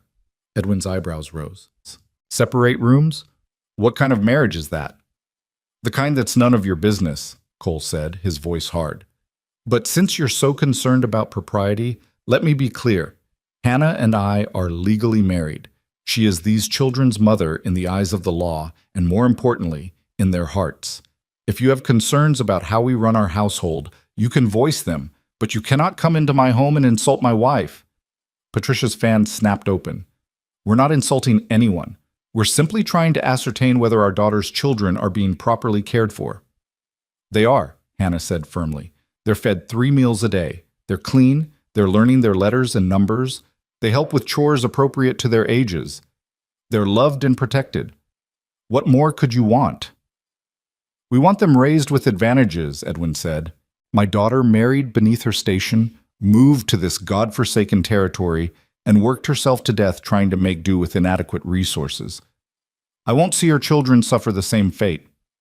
"Mama didn't work herself to death," Jonah's voice cut through the room like a knife. "She died because she got sick, and we're not suffering. We have everything we need." "You have a stepmother who can't even give you siblings," Patricia said coldly. "A barren woman who was purchased at auction like cattle. What kind of example is that?" The room went deathly silent. Hannah felt the blood drain from her face. Beside her, Cole's hands clenched into fists. But before either of them could respond, Eli stepped forward, quiet, shy Eli, who rarely spoke above a whisper. "She saved Millie's life," he said, his voice trembling but clear. "When Millie had scarlet fever and the doctor said she would die, Hannah stayed up for 2 days straight fighting the fever. She didn't sleep. She didn't eat. She just kept changing cold cloths and forcing medicine down Millie's throat and refusing to let her die." His voice grew stronger. "And she takes care of all of us. She braids Millie's hair every morning. She helps me with my reading. She doesn't get mad when Noah breaks things. She listens to Caleb's questions even when they're annoying. She taught Jonah that it's okay to miss Mama and still be happy now." Tears were streaming down Eli's face, but he didn't stop. "I don't care if she can't have babies. She's the best mama we could have, and if you try to take us away from her, I'll—" He faltered, unable to think of a threat big enough. "I'll hate you forever." The silence that followed was deafening. Patricia's face had gone pale. Edwin cleared his throat uncomfortably. Hannah knelt down and pulled Eli into a fierce hug. "Thank you, sweetheart," she whispered. "That was very brave." When she stood, still holding Eli's hand, she met the Montgomerys' eyes steadily. "You can investigate us all you want. You can hire lawyers and petition courts. But these children are exactly where they belong, with their father and with me. and we will fight you with everything we have to keep them." Edwin and Patricia exchanged a long look, having some silent conversation that Hannah couldn't interpret. Finally, Edwin spoke. "We would like to speak with the children privately, without either of you present." "No," Cole said immediately. "It's not a request," Edwin said. "If you refuse, we'll take it to the territorial court as evidence that you're coaching the children, teaching them what to say." Hannah squeezed Cole's arm. "It's all right. Let them talk to the children. The truth will speak for itself." Cole looked like he wanted to argue, but after a moment he nodded stiffly. "Fine, but you will not frighten them. You will not make promises you don't intend to keep. And you will not tell them their father and I are unfit. Understood?" "We simply want to understand their situation," Patricia said. Hannah and Cole stepped onto the porch, closing the door behind them. Through the window they could see the Montgomerys settling into chairs, the children arranged before them like prisoners awaiting judgment. "This is bad," Cole said, pacing. "They're going to try to convince the kids they'd be better off in Texas. Promises of money and fancy schools, and the children won't fall for it," Hannah said with more confidence than she felt. "They know where they belong." Inside, through the wavy glass, they watched Edwin talking earnestly to Jonah, watched Patricia trying to draw Millie onto her lap, only to have the little girl step back and shake her head, watched Caleb gesturing animatedly, probably explaining something in exhaustive detail, whether anyone wanted to hear it or not. 30 minutes crawled past like hours. Finally, the door opened and the Montgomerys emerged, their expressions unreadable. "Well?" Cole demanded. Edwin looked at his wife, then back at Cole. "The children speak very highly of Mrs. Mercer. They seem content." "Content?" Hannah felt anger flash through her. "They're not just content, they're loved and they know it." "Yes," Patricia said quietly. "We can see that." She looked genuinely troubled now, all her earlier haughtiness gone. "The thing is, they spoke about you the way our Sarah used to speak about things she loved, with absolute certainty, with joy. It's clear they've bonded with you." "So you'll leave them alone?" Cole asked warily. "We didn't say that," Edwin said. "But we're not going to pursue custody. Not right now. However, we do have concerns that we believe are legitimate." "Such as?" Hannah asked. "Such as the fact that this ranch is struggling financially," Edwin said bluntly. "Such as the fact that you're trying to raise 5 children on inadequate resources. Such as the fact that medical care is hours away and nearly cost you Millie's life." "We manage," Cole said through gritted teeth. "You manage now," Patricia said. "But what happens when another child gets sick? Or when Jonah is ready for proper schooling? Or when the ranch fails completely because you're stretched too thin?" "What are you proposing?" Hannah asked, sensing there was more coming. Edwin pulled out a leather portfolio. "We're proposing financial assistance, not custody. The children clearly want to stay here. But money. Enough to hire help for the ranch so Cole doesn't work himself to death. Enough to ensure the children have proper medical care, proper education, proper opportunities." "We don't want your charity," Cole said stiffly. "It's not charity," Patricia said. "It's an investment in our grandchildren's future. Sarah was our only child. These 5 children are all we have left of her. We may not have been there for them before." Her voice cracked slightly. "We made mistakes. We thought our pride mattered more than family. We were wrong. But we can't change the past. We can only try to do better going forward." Hannah looked at Cole and saw the same war playing out on his face that she felt in her heart. Pride versus practicality. Independence versus the children's needs. "What would you want in return?" Hannah asked. "Quarterly visits," Edwin said, "and updates on the children, letters, photographs if possible.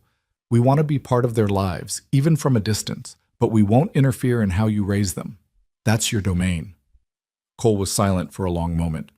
Finally, he said, "I need to discuss this with my wife." The words "my wife" sent a strange thrill through Hannah, despite everything. After the Montgomerys left, temporarily, to stay at the hotel in town while awaiting an answer, Hannah and Cole gathered in the kitchen. The children had been sent outside to do evening chores, giving them privacy. "We should take the money," Hannah said immediately. I know you don't want to. I know it feels like admitting defeat. But Cole, think about what it could mean. You could hire a ranch hand, maybe two. You wouldn't have to work dawn to dark. You could spend more time with the children. We could afford a real doctor if someone gets sick again. We could buy books for the children, clothes that fit, maybe even— I know, Cole interrupted quietly. I know all of that, and you're right. But Hannah, taking their money means tying ourselves to them forever. It means they'll always have a claim on the children, always have a say. They already have a claim, Hannah pointed out. They're the children's grandparents, and Edwin and Patricia aren't bad people. They're grieving too. They lost their daughter. They want to be part of their grandchildren's lives. Is that really so terrible? Cole sank into a chair, scrubbing his face with his hands. When did you become the voice of reason? About the same time I married a stubborn rancher who's too proud for his own good. Despite everything, Cole laughed. Fair point. He looked up at her, his eyes troubled. What if this changes things? What if having money makes the children think they need the fancy life the Montgomerys could give them in Texas? Hannah sat down across from him, taking his rough hands in hers. Cole, those children don't want fancy. They want you. They want this ranch. They want a home where they feel safe and loved. Money can't buy that, and the Montgomerys know it now. That's why they're offering support instead of fighting for custody. You really think we should accept? I think we should do what's best for the children, Hannah said. And having financial breathing room is what's best. You can't keep working yourself to exhaustion, and I can't keep worrying that one bad season will destroy everything you've built. Cole studied their joined hands for a long moment. When did this become we? This marriage was supposed to be for convenience, for the law, but somewhere along the way, it became real, didn't it? Hannah felt her cheeks flush. Yes, I suppose it did. Good, Cole said softly, because I like the we version better than doing this alone. They accepted the Montgomerys' offer the next morning. Edwin drew up papers, had them legally notarized, and provided the first installment of funds, enough to hire 2 ranch hands immediately and stock the pantry with supplies that would last through winter. Before the Montgomerys left, Patricia pulled Hannah aside on the porch. I misjudged you, the older woman said quietly. When I heard you'd been bought at auction, that you were barren, I assumed the worst. But I was wrong. You're exactly what those children need, what Sarah would have wanted for them, if she couldn't be here herself. Hannah's eyes stung with unexpected tears. Thank you for saying that. Take care of them, Patricia said, and take care of yourself too. Being a mother to 5 children is exhausting work, even with help. Don't lose yourself in the caring for everyone else. After the Montgomerys departed, the ranch seemed to exhale. The children ran wild, releasing the tension they'd been holding. Even Jonah climbed a tree and hung upside down from a branch, something Hannah hadn't seen him do before. That evening, as the family gathered for dinner, Caleb asked, Are we rich now, since the grandparents gave us money? We're comfortable, Cole said carefully, which is better than rich. Rich people forget what matters. Comfortable people remember to be grateful. I'm grateful for Mama's cooking, Noah announced. Especially her biscuits. I'm grateful we get to stay together, Millie said, looking around the table with serious eyes. That was what I was most scared about, that they'd take us away and we'd never see Mama and Papa again. That's never going to happen, Hannah said firmly. You're stuck with us. Good, Jonah said, and smiled at her, a real, genuine smile that made Hannah's heart soar. That night, after the children were asleep, Hannah stood in her small room and looked at her reflection. She wore a simple nightgown and had let her hair down from its braid. She looked tired, worn from the stress of the past few days, but she also looked alive in a way she hadn't in years. A soft knock on her door made her turn. Come in. Cole entered, still fully dressed, his expression uncertain. I wanted to check on you. Today was hard. Today was necessary, Hannah said, and it turned out better than we had any right to hope. Because of you. Cole stepped further into the room, stopping a respectful distance away. Hannah, I keep trying to figure out how to thank you for everything you've done, for the children, for me, for this family. But words don't seem adequate. You don't need to thank me. This family saved me as much as I saved them. Cole was quiet for a moment, then, I meant what I said on our wedding night, about not forcing anything on you, about letting this marriage be whatever you wanted it to be. But Hannah, he paused, seeming to search for words. I find myself wanting it to be more. Not because of convenience or legality, but because somewhere in these past weeks I've started to fall. Don't, Hannah interrupted, her voice shaking. Don't say it unless you mean it, because Cole, I've already fallen, completely and utterly fallen. For you, for your children, for this life. And if you say you're falling too but don't really mean it, it will break something in me I don't think I can fix. Cole crossed the distance between them in 2 strides, taking her face in his calloused hands. I mean it, he said fiercely. God help me, I mean it. I love you, Hannah. Different from before, different from Sarah, but real and true and terrifying. You make me want to be better, to do better, to build a future instead of just surviving. And I know it's complicated. I know we barely know each other. I know this started as a business arrangement, but Hannah kissed him, cutting off his rambling words. It wasn't like their chaste wedding kiss. This was full of promise, of possibility, of all the things they'd been dancing around for weeks. When they broke apart, both breathing hard, Cole rested his forehead against hers. So, he said, his voice rough. Does this mean... It means I love you too, Hannah whispered, and I want this marriage to be real. In every way. Cole's eyes closed briefly in relief and joy. Are you sure? Because once we cross this line, there's no going back to being just convenient. I'm sure, Hannah said. I've never been more sure of anything. What followed was tender and awkward and perfect. 2 people learning each other, finding a rhythm that was uniquely theirs. And afterward, lying in Cole's arms in his large bed that had felt too empty for 3 years, Hannah finally understood what it meant to be complete. Not because a man had chosen her, not because children needed her, but because she'd chosen herself, chosen to believe she was worth more than a single silver dollar, more than the working parts of her body, more than the town's judgment. She'd chosen to believe she deserved love. And in choosing that belief, she'd found exactly what she'd been told she could never have: a family, a home, a future. Outside the window, the New Mexico stars blazed in the darkness, and in the garden below, the tomato plants she'd nurtured from near death stretched toward the sky, growing impossible green shoots in soil everyone had said was too poor to sustain life. Some things, Hannah was learning, grew best when everyone else had given up on them. Some things, like love, like family, like faith in your own worth, were miracles that happened not despite the impossible, but because of it. The morning after changed everything and nothing at all. Hannah woke in Cole's bed to sunlight streaming through unfamiliar windows and his arm warm across her waist. For a moment, panic fluttered in her chest. What would the children think? How would they explain this sudden shift? But then she heard feet thundering down the stairs and Caleb's voice shouting about finding a snake in the chicken coop, and she realized that life on the Mercer Ranch moved too fast for anyone to notice where the adults had spent the night. Cole stirred beside her, his eyes opening slowly. When he saw her, a smile spread across his face that was almost boyish in its unguarded joy. "Good morning, wife," he murmured, the word carrying weight it hadn't held before. "Good morning, husband," Hannah replied, and felt heat rise to her cheeks at the intimacy of it. They dressed quickly, separately, falling back into the careful propriety they'd maintained for appearances. But when they met in the hallway, Cole caught her hand and pressed a kiss to her knuckles, and Hannah knew that everything between them had fundamentally transformed. Downstairs, chaos reigned as usual. The twins were arguing about whose turn it was to gather eggs. Jonah was trying to cook oatmeal again and burning it spectacularly. Eli sat at the table reading a book that was clearly beyond his age level, his lips moving silently as he sounded out difficult words.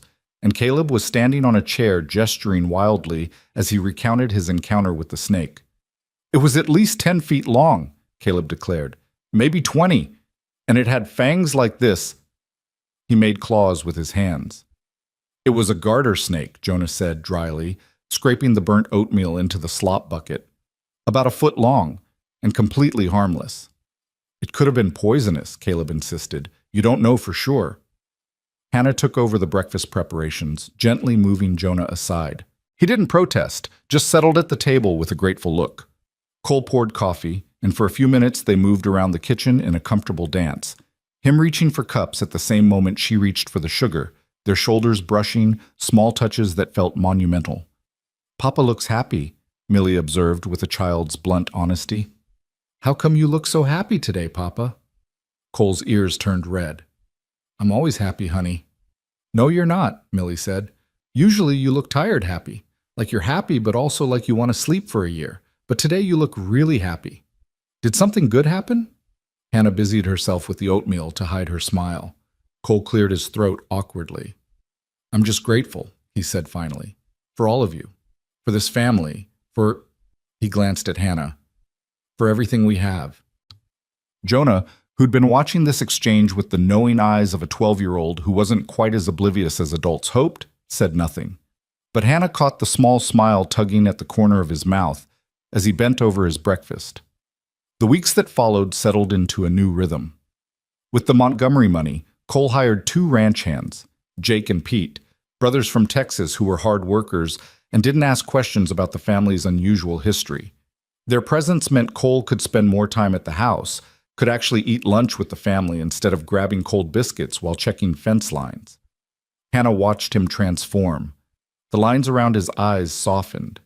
His laughter came easier. He started joining her on the porch after the children went to bed, and their conversations stretched longer, grew deeper. They talked about everything: his childhood in Missouri, her lonely years with her father, dreams they'd each given up on, hopes they were beginning to dare again. And at night, when the house was dark and quiet, Cole would come to her room, or she to his, and they would learn each other in ways that made Hannah understand why poets wrote about love like it was a religion. But peace on the Mercer Ranch never lasted long. It was Eli who first noticed something wrong. He'd been checking the mail when the weekly post rider came through and returned to the house pale-faced, clutching an official-looking envelope. "Papa," he said quietly. "This came. It's from the territorial court." Hannah watched Cole's face drain of color as he opened the letter. She moved to stand beside him, reading over his shoulder, and felt her stomach drop. The letter was brief and devastating. A formal complaint had been filed against Cole and Hannah Mercer regarding the welfare of the 5 minor children in their care. The complaint alleged that Hannah's presence in the home was morally questionable, given her purchase at auction, that the marriage had been rushed and likely fraudulent, and that the children were being raised in an environment unsuitable for their proper development. A court official would be arriving within the week to conduct a thorough investigation, and temporary custody arrangements might be necessary pending the outcome.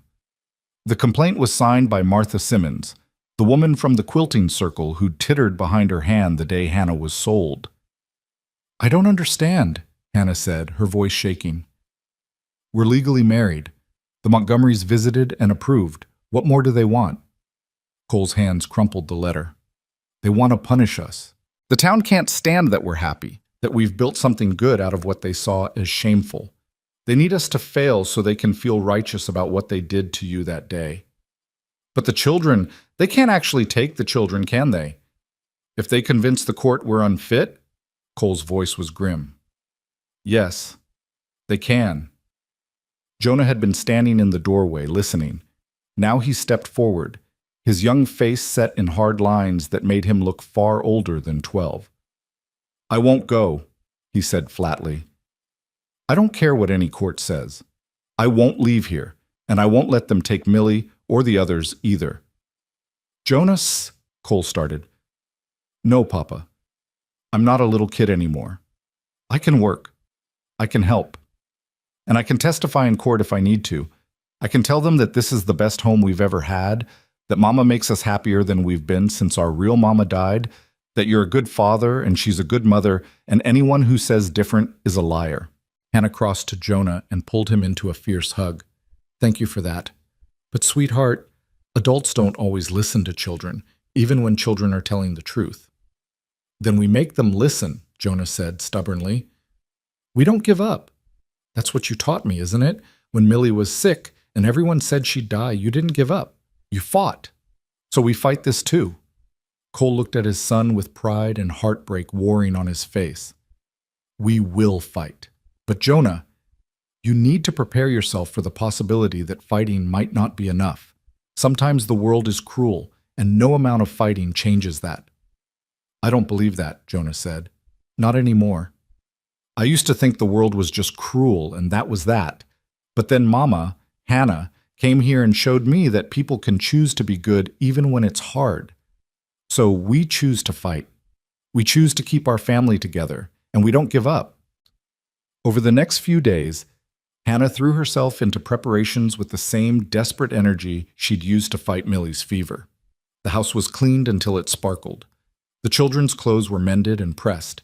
She made lists of their daily routines, their educational progress, their health records. She wrote out menus showing the nutritious meals she prepared. She documented everything, determined to show that the children were thriving.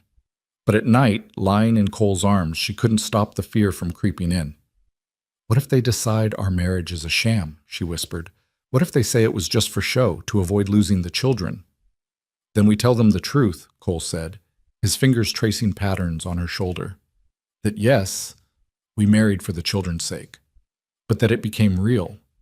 That I love you, and you love me, and that's not something anyone can legislate away." "Love isn't evidence," Hannah said. "Not to a court. Then we'll find other evidence. We'll get letters of support. We'll have people testify about the children's welfare." "Who?" Hannah's laugh was bitter. "The town that mocked me at that auction? The people who filed this complaint in the first place?" Cole was silent because they both knew she was right. They had few allies in Redemption Hollow. The Montgomerys were too far away to help in time, and the court official coming to judge them was likely already prejudiced by the complaint. The official arrived on a Thursday morning, a thin, severe woman named Mrs. Abigail Thornton, who wore spectacles on a chain and carried a leather-bound notebook everywhere she went. She spent 3 days at the ranch, observing everything with the cold precision of a scientist examining specimens. She watched Hannah cook breakfast and noted the time it took, the portions served, whether the children ate willingly or had to be coerced. She examined the children's sleeping arrangements, measured the square footage of their rooms, checked the cleanliness of their bedding. She questioned each child separately, asking about their daily routines, their relationship with Hannah, whether they felt safe, whether anyone had ever hurt them. The children, to their credit, defended Hannah and Cole fiercely. Even the twins, who had a tendency to say whatever popped into their heads, spoke earnestly about how much they loved their new mama and didn't want anyone to take them away. But Mrs. Thornton's face remained impassive, impossible to read. On the third day, she requested a private meeting with Cole and Hannah in the evening after the children were in bed. They sat in the living room, the lamp casting long shadows, while Mrs. Thornton reviewed her notes with maddening slowness. Finally, she looked up, her expression neutral. "I've completed my investigation," she said, "and I must say, this is one of the most unusual cases I've encountered in 15 years of social work." Hannah's heart hammered against her ribs. Beside her, Cole's hand found hers and gripped tight. "The children are clearly well cared for," Mrs. Thornton continued. "They're clean, adequately fed, and appear to be receiving basic education. The house is maintained to reasonable standards. There are no signs of physical abuse or neglect." "Then the complaint is dismissed?" Cole asked hopefully. "Not quite." Mrs. Thornton's expression remained stern. "While the children's physical welfare is adequate, there are significant concerns about the moral environment in which they're being raised." "What concerns?" Hannah asked, though she already knew the answer. "Mrs. Mercer, you were purchased at a public auction less than 3 months ago. You married Mr. Mercer mere weeks later under circumstances that appear, at minimum, rushed. You have no family in the territory, no references, no history that can be verified. For all intents and purposes, you appeared out of nowhere and inserted yourself into these children's lives." "I was invited into their lives," Hannah said, fighting to keep her voice steady. "Cole asked me to stay. The children wanted me to stay." "The children are minors," Mrs. Thornton said. "They don't get to decide what's in their own best interest. That's why the court exists, to protect children from situations that might harm them, even if they don't understand the harm." "What harm?" Cole demanded. "My children are happier than they've been in 3 years. They're thriving. Hannah has given them stability and love and what happens when she leaves?" Mrs. Thornton interrupted. "A marriage contracted under duress, under questionable circumstances, how long will that last? 6 months? A year? And when it inevitably falls apart, these children will experience another devastating loss. They'll learn that women are temporary, that families are fragile, that nothing good lasts. Is that the lesson you want to teach them? The words hit like physical blows. Hannah felt tears burning behind her eyes, but refused to let them fall. Our marriage is not a fraud, she said quietly, and I'm not leaving, ever. Those children are mine in every way that matters, and I would die before I abandoned them. Mrs. Thornton studied her over the rim of her spectacles. You say that now. But Mrs. Mercer, you're a woman who was sold at auction because she cannot bear children. What happens when you realize this life, cooking and cleaning and raising someone else's children, is all you'll ever have? What happens when you look at Mr. Mercer and see not a husband you chose, but a man who bought you? What happens when resentment sets in? That won't happen, Hannah said, but even to her own ears the words sounded defensive. It always happens, Mrs. Thornton said with the weary certainty of someone who'd seen too many families destroyed. Marriages born of desperation rarely survive, and when this one fails, it will be these children who pay the price. She closed her notebook with a definitive snap. I'm recommending to the court that the children be removed from your home and placed in temporary foster care while a more permanent solution is arranged. Given the Montgomerys' expressed interest and financial means, they will likely be awarded custody and the children relocated to Texas. No. Cole's voice was dangerous. You're not taking my children. I don't take children, Mr. Mercer. The court does. And the court acts in their best interest. Their best interest is staying here. Cole was on his feet now, his face flushed. With their father, with their home, with people who love them. Love isn't always enough, Mrs. Thornton said, standing as well. I'll be filing my report tomorrow. You'll receive official notice within the week. She paused at the door. For what it's worth, I do believe you both care for these children, but caring isn't the same as providing what they truly need, and what they need is stability, security, and a family structure that isn't built on the shaky foundation of a transaction. After she left, Hannah and Cole sat in stunned silence. The lamp flickered. Outside, a coyote howled in the distance. We're going to lose them, Hannah whispered. After everything, we're going to lose them. Cole pulled her against his chest, and she felt his heart racing. No, we're not. I won't let that happen. How can you stop it? The court will rule. They'll send officers. They'll take the children by force if they have to. Then we don't give them the chance. Cole's voice was grim. We leave, tonight. Pack what we can carry and disappear before they can serve the papers. Hannah pulled back to stare at him. Run? Cole, you'd be fugitives. The children would be fugitives. You'd never be able to stop running. Better running than losing them to strangers. Better fugitives than separated. And what kind of life is that? Hannah asked. Always looking over your shoulder? Never settling anywhere? The children deserve better than that. They deserve to stay together, Cole said stubbornly. Hannah stood and paced to the window, staring out at the darkness. Everything in her wanted to agree with Cole, to pack up and run, to fight with every weapon available. But she'd spent her whole life running, from her father's disgust, from the town's judgment, from the reality of her own body's limitations. Running had never solved anything. There has to be another way, she said. Some argument we haven't made, some evidence we haven't presented, something. Like what? The court doesn't care that we love these children. They only care about appearing proper and righteous. A thought struck Hannah like lightning. She turned from the window, her mind racing. What if we give them what they want? She said slowly. What if we prove our marriage isn't a fraud by making it something that would have happened anyway? Something that exists beyond the circumstances that brought us together? Cole frowned. I don't understand. Mrs. Thornton said our marriage is questionable because it was rushed and born of desperation. So we show everyone, that what we have transcends all of that. That we choose each other, not because of the children or the court or circumstances, but because we genuinely love each other. But we do love each other, Cole said, confused. We've been saying that. Saying it isn't enough. We have to prove it in a way the court can't dismiss. Hannah's thoughts were crystallizing into a plan that felt both desperate and perfect.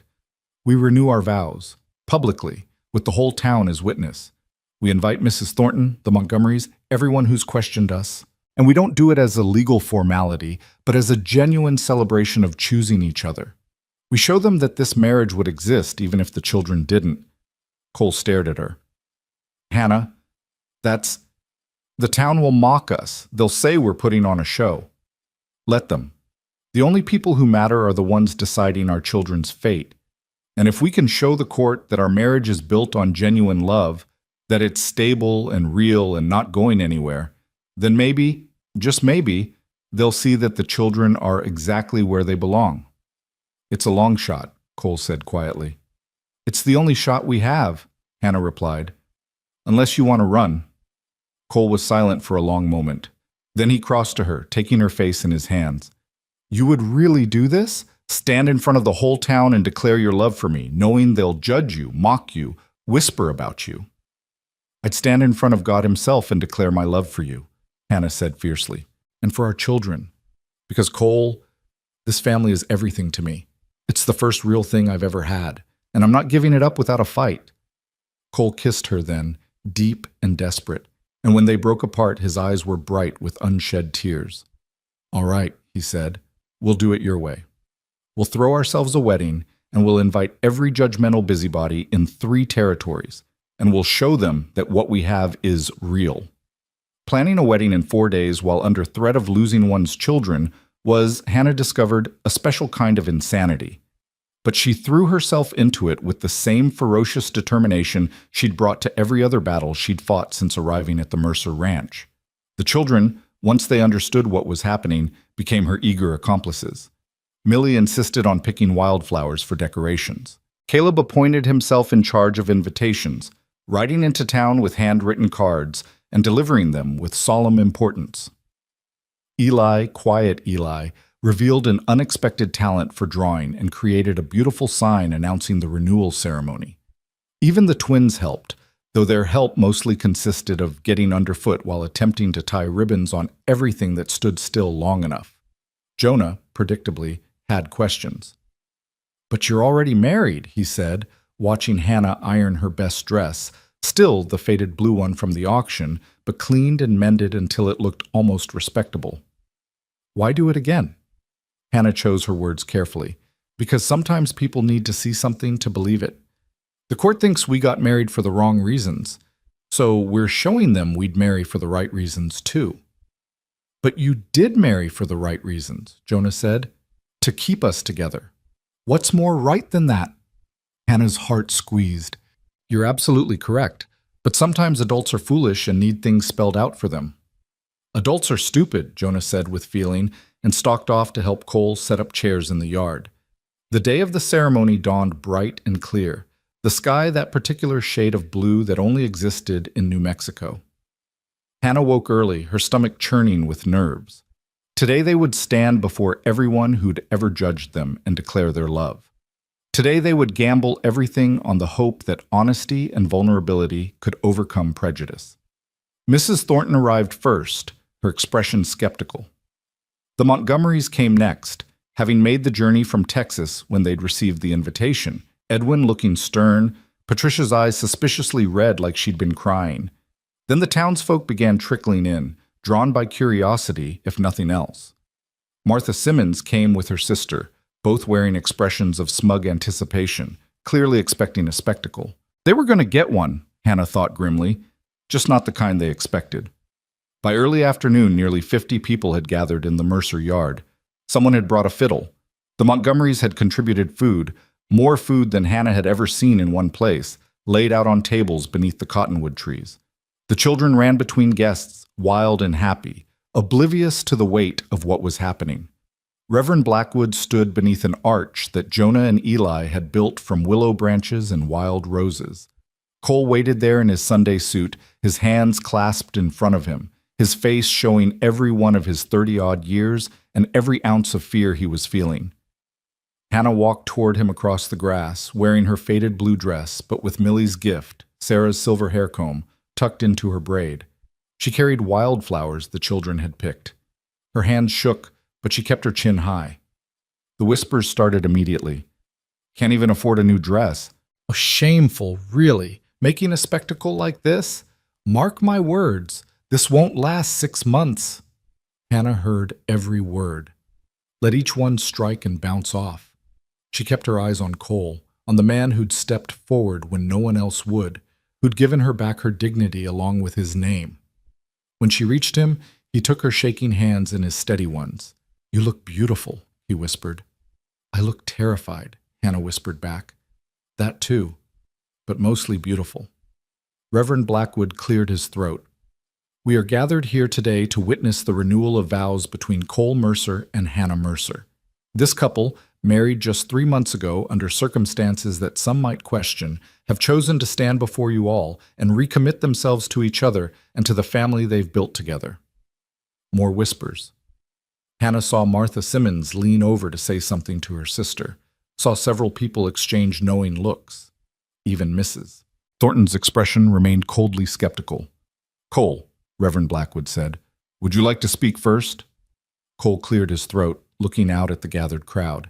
Hannah watched him take a breath, square his shoulders, and become the man she'd fallen in love with, strong, honest, unflinching. "Most of you know my story," he began. 3 years ago, I lost my wife Sarah to illness, lost the woman I'd loved since I was 17, the mother of my children, the heartbeat of my home. And for 3 years after that, I was lost too, just going through the motions. Surviving, but not living. He paused, his eyes finding Hannah's. Then one day I went into town and saw something that made me sick to my stomach. A woman being auctioned like property, being told she was worthless because her body couldn't do what society expected it to do. And I thought about how much Sarah would have hated that, how she would have spit fire at the cruelty of it. So I stepped forward, not because I was looking for a wife, but because I couldn't stand by and watch. Murmurs rippled through the crowd. Hannah saw several faces flush with shame, people who'd been there that day, watching. I brought Hannah home to help with the children, Cole continued. That's all it was supposed to be. Help. But she didn't just help. She brought life back to a house that had been dying. She made my children laugh again. She taught my oldest son that grief and joy could coexist. She saved my youngest daughter's life when fever almost took her. His voice roughened. And somewhere in all of that, she taught me that I could love again. Not the same love I had before, but a different love. A love built on respect and partnership and choosing each other every single day. He turned fully to Hannah now, blocking out the crowd, making this moment just between them. Hannah Creston Mercer, I didn't buy you that day. I freed you. But the truth is, you freed me too. Freed me from grief, from guilt, from the belief that I'd never feel whole again. I'm standing here today, in front of all these people who think they know our story, to tell you that I would choose you 1,000 times over. In any circumstance, any situation, I would choose you. Because you're the bravest person I know. Because you fight for what you love. Because you made a broken man believe in second chances. Hannah's vision blurred with tears. She heard sniffling in the crowd and realized she wasn't the only one crying. So I'm not renewing vows because a court told me I had to, Cole said. I'm renewing them because I want everyone here to know you're mine and I'm yours, and no judge or law or gossip is ever going to change that. Reverend Blackwood was wiping his own eyes. Hannah, would you like to respond? Hannah looked out at the crowd, at the faces watching her, some sympathetic, some still skeptical, some openly weeping. She saw the children in the front row, Jonah standing proud, Millie clutching Noah's hand, Caleb bouncing on his toes, Eli with tears streaming down his quiet face. She took a breath and spoke from the deepest part of her heart. 3 months ago, I stood on an auction block and learned exactly what the world thought I was worth. $1 silver, less than a hunting dog, someone said. And I believed it. Because for 3 years, ever since a doctor told me I'd never bear children, I'd been told my life had no purpose, that I was broken, useless, a burden. Her voice grew stronger. Then a stranger stepped forward and gave me that single silver dollar, not because he needed me, but because he saw me as human when nobody else did. He brought me to his home and introduced me to 5 children who were drowning in grief. Children who needed a mother but would never have come from my body. And do you know what I learned? She looked directly at Mrs. Thornton now. I learned that family isn't about blood. It's about choice. It's about showing up every single day and choosing to love even when it's hard, even when fever threatens to steal a child away, even when a 12-year-old boy hates you because accepting you feels like betraying his dead mother, even when the whole world tells you you're not enough. Hannah turned back to Cole, taking both his hands. Cole Mercer, you didn't just save me from that auction block. You gave me a reason to believe I could be more than my broken body. You trusted me with your most precious treasures, your children. You let me into your grief and your healing. You made me believe that being unable to give birth didn't mean I couldn't be a mother, and you loved me, not despite my scars, but including them. Her voice dropped to nearly a whisper, meant for him alone but carrying across the silent yard. I would choose you too. In any life, any circumstance. I would choose this family, this love, this beautiful, chaotic, impossible life we're building together. Because you taught me that my worth isn't measured in what I can produce, but in how fiercely I can love. And Cole, I love you so fiercely it terrifies me. She was openly sobbing now, and so was Cole, and so was most of the crowd. Even Martha Simmons was dabbing at her eyes with a handkerchief. Reverend Blackwood's voice was thick with emotion. By the power vested in me, I pronounce you still husband and wife. You may kiss your bride, Cole, again. Cole pulled Hannah into his arms and kissed her like it was the first time and the last time and every time in between. The crowd erupted in applause, and the children rushed forward, wrapping themselves around their parents' legs, and for a moment the Mercer family stood united while the world watched. When Hannah finally looked up, she saw Mrs. Thornton standing apart from the celebrating crowd, her notebook clutched to her chest, her face unreadable. Their fate hung in that woman's hands, and Hannah had no idea which way the scales would tip. The celebration continued long into the evening, but Hannah couldn't shake the weight of Mrs. Thornton's silent observation. The woman stood at the edge of the festivities like a specter at a feast, her notebook still clutched to her chest, her expression revealing nothing. Every laugh from the children, every toast from well-wishers, every moment of joy felt fragile, like it could all shatter with a single stroke of that woman's pen.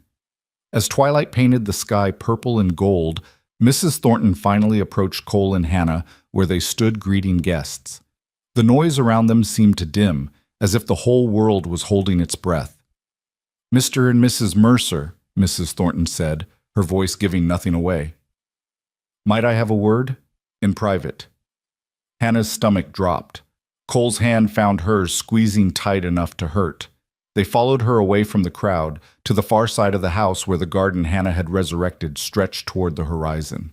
The tomato plant she'd nursed from death now climbed their stakes, heavy with green fruit that would ripen in the coming weeks. Mrs. Thornton stood there for a long moment, staring at those impossible tomatoes.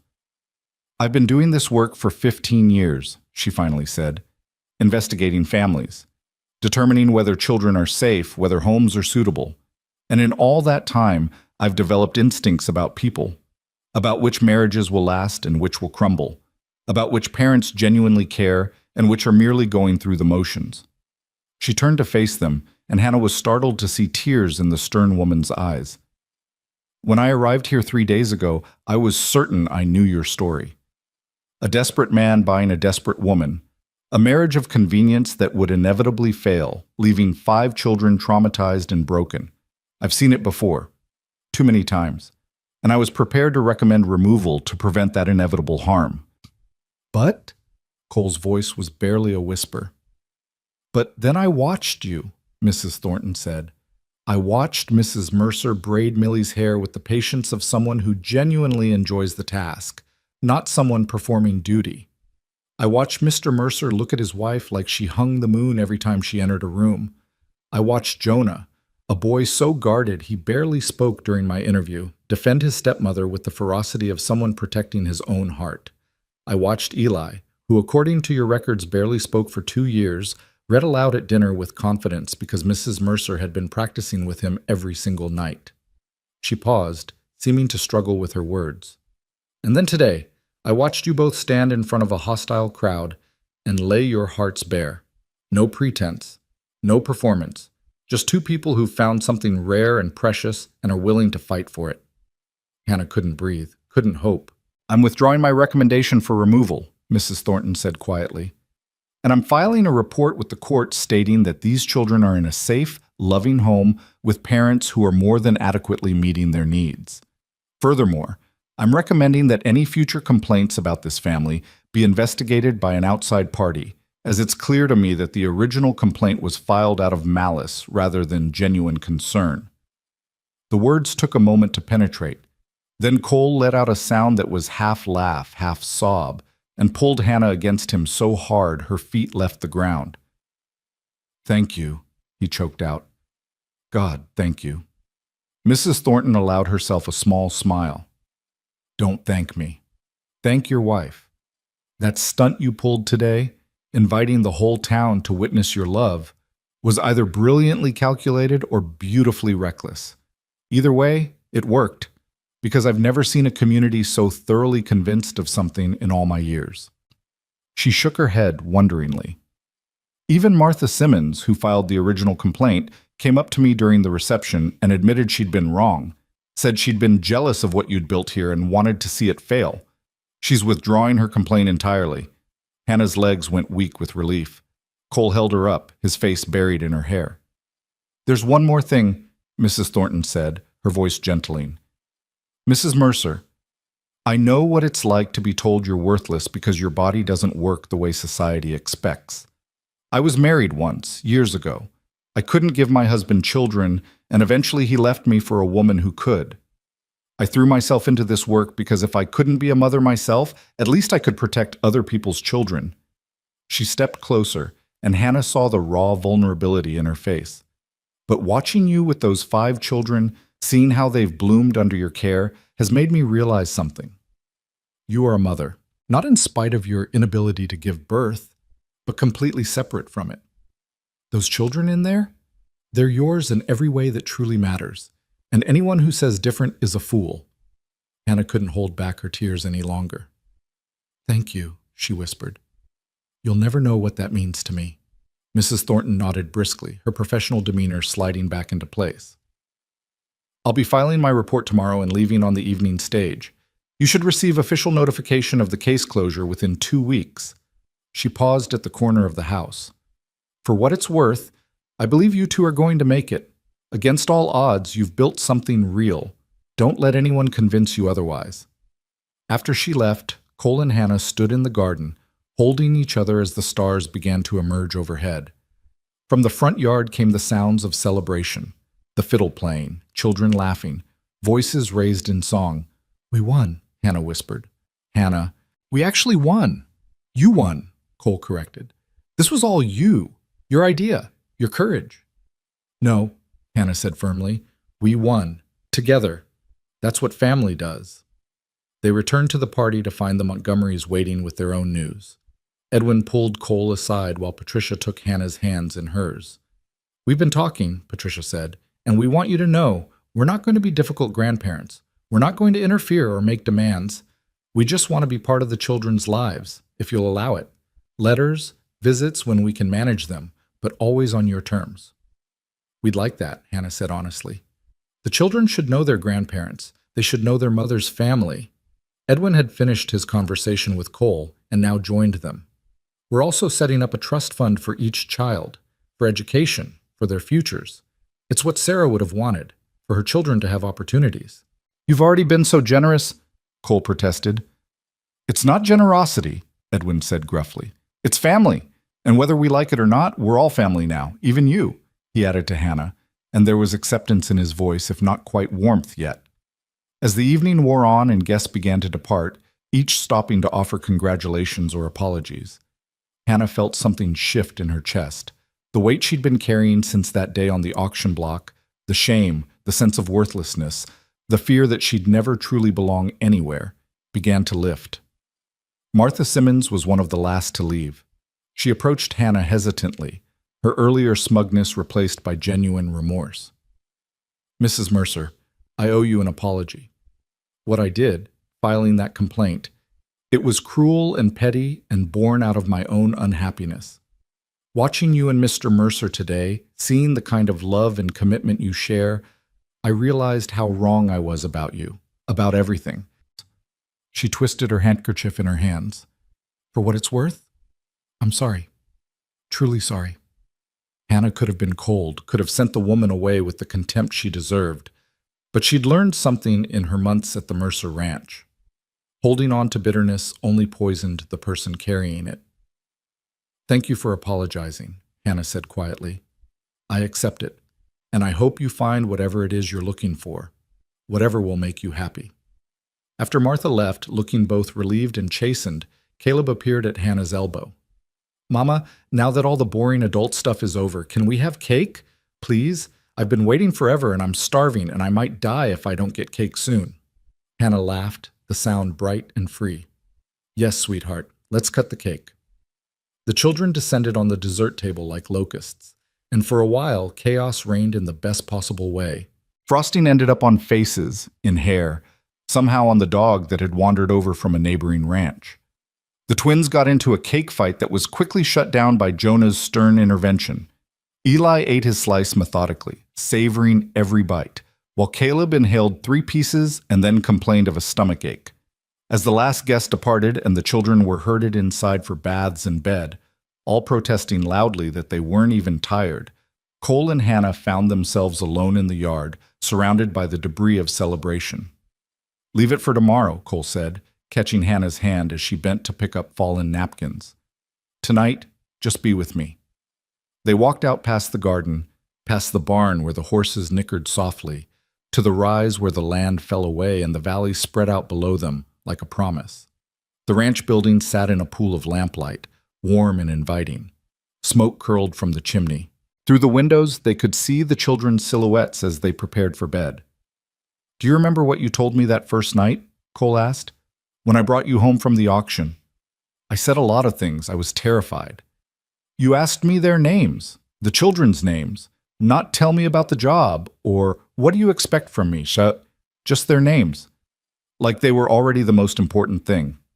Cole pulled her against his side, and they stood watching their home together. That's when I knew. Even before I consciously understood it, some part of me knew you were going to change everything. Hannah leaned into his warmth. I didn't change everything. We changed each other. That's what love does. It transforms both people until neither of them is quite who they were before. Profound for someone who claims she's just a simple woman, Cole teased gently. I am a simple woman. I just want a home, a family, a life that matters. That's not complicated. No, Cole agreed, but it's everything. They stood in comfortable silence, watching the stars emerge one by one in the darkening sky. From the house came the sound of the twins' voices raised in argument about something inconsequential, then Jonah's stern command for quiet, then Millie's laughter like silver bells. They're going to be all right, Hannah said softly. All of them. Jonah will grow up to be strong and kind, like you. Caleb will probably drive us crazy with questions until he's 30, but he'll be brilliant. Eli will find his voice completely, maybe become a storyteller or a poet. And the twins, she laughed. God help us. The twins will probably never calm down, but they'll be joyful and fearless and full of life. You sound very certain, Cole observed. I am certain. Because they have us. They have a father who works himself to exhaustion to give them a good life. They have grandparents who want to support them. They have each other. And they have a mother who will fight like hell to protect them, even if she didn't give birth to a single one of them. Cole turned to face her fully, taking her face in his calloused hands. Hannah Mercer, do you have any idea how extraordinary you are? I'm not extraordinary. I'm just stubborn. You're both. His thumb traced her cheekbone. You're the most stubbornly extraordinary person I've ever met, and I thank God every day that I was in that town square when I was, that I had the sense to step forward, that you had the courage to stay. Hannah kissed him, slow and sweet and full of promise. When they broke apart, both breathless, she rested her forehead against his. We should probably go inside, she murmured, before the children destroy something. Probably, Cole agreed, but neither of them moved. They stood there, 2 people who'd been broken in different ways, now fitting together like they'd been designed for each other all along. And maybe they had been. Maybe every cruel word, every disappointment, Every moment of despair had been leading them both to that dusty town square where a silver dollar changed everything. The weeks that followed settled into a new normal that felt both comfortable and miraculous. With the court case resolved and the Montgomerys' financial support ensuring stability, the Mercer Ranch began to truly thrive. The two ranch hands Cole had hired took over much of the heavy labor, freeing Cole to spend more time with his family. The children flourished under this attention. Even Jonah, who'd carried the weight of responsibility for so long, began to act like a 12-year-old again, climbing trees and playing games instead of constantly worrying about everyone else. Hannah's garden became legendary in 3 counties. The tomatoes she'd nursed back from death produced fruit so abundant and sweet that neighbors came from miles around asking for her secret. She had no secret, she'd tell them. Just stubbornness and faith that dead things could live again if you cared for them properly. She knew they weren't really asking about tomatoes. As summer stretched toward autumn, life on the ranch took on a rhythm that felt inevitable, like this was how it had always been meant to be. Hannah taught the children reading and arithmetic at the kitchen table every morning. Cole taught them ranch work in the afternoons, how to mend fence, how to read the weather, how to gentle a nervous horse. Together, they taught them about family, about resilience, about how love could grow in the most unlikely soil. One evening in late September, as they sat on the porch watching the sunset paint the sky in shades of amber and rose, Millie climbed into Hannah's lap and asked the question that had clearly been on her mind for weeks. "Mama, how come you can't have babies?" The conversation around them stopped. Jonah looked up from the book he was reading. Caleb paused mid-question about whether ants could swim. Even the twins, who were supposed to be gathering eggs, froze on the porch steps.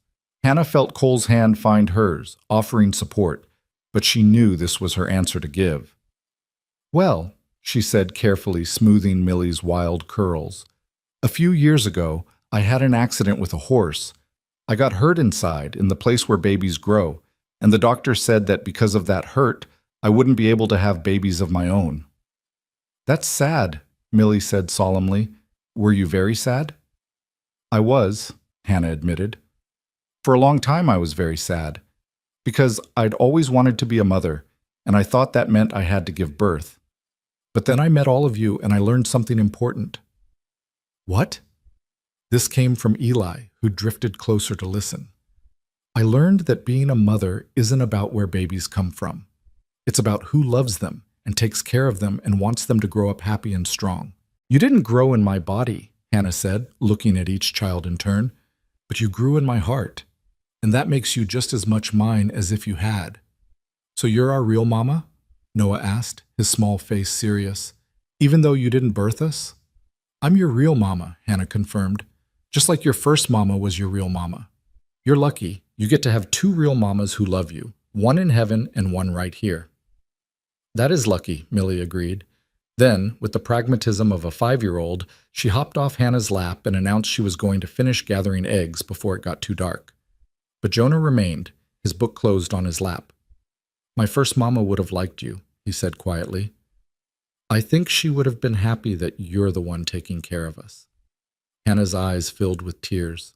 "Thank you for saying that, Jonah. It means more than you know." "I mean it," he insisted. "I was thinking about it during the vow renewal when you and Papa were talking about choosing each other, and I realized Mama would have wanted Papa to be happy again. She wouldn't have wanted him to be alone forever. And she definitely would have wanted someone who'd fight for us the way you do." He paused, then added in a rush, "So it's okay. You being here. Being our mama. It's okay, and I'm glad, and I'm sorry it took me so long to say it." Hannah stood and crossed to him, pulling him into a hug. He was getting so tall. Soon he'd be taller than her, but for now, he was still young enough to accept the embrace without embarrassment. "You have nothing to apologize for," she said into his hair. "You were protecting your mother's memory. That's not wrong. It's beautiful." That night, after all the children were in bed, Cole found Hannah in the garden, standing among the tomato plants in the moonlight. "Thought I might find you here," he said, wrapping his arms around her from behind. "This is where you come when you need to think." "I come here when I need to remember," Hannah corrected. "When I first arrived, this garden was dead. Everyone said nothing would grow here. But I refused to believe that. I thought if I just worked hard enough, cared deeply enough, maybe I could bring it back to life. You did more than that. You made it better than it ever was before. Hannah turned in his arms to face him. Cole, do you ever wonder what would have happened if you hadn't been in town that day? If you hadn't stepped forward? Every day, Cole admitted, and every day I thank God that I was there, that I had the courage to step forward, that you had the strength to stay. I almost didn't, stay. Those first few days I was so scared, so sure I'd fail, that I'd prove everyone right about how worthless I was. But you didn't fail. You succeeded beyond anyone's wildest dreams, including mine.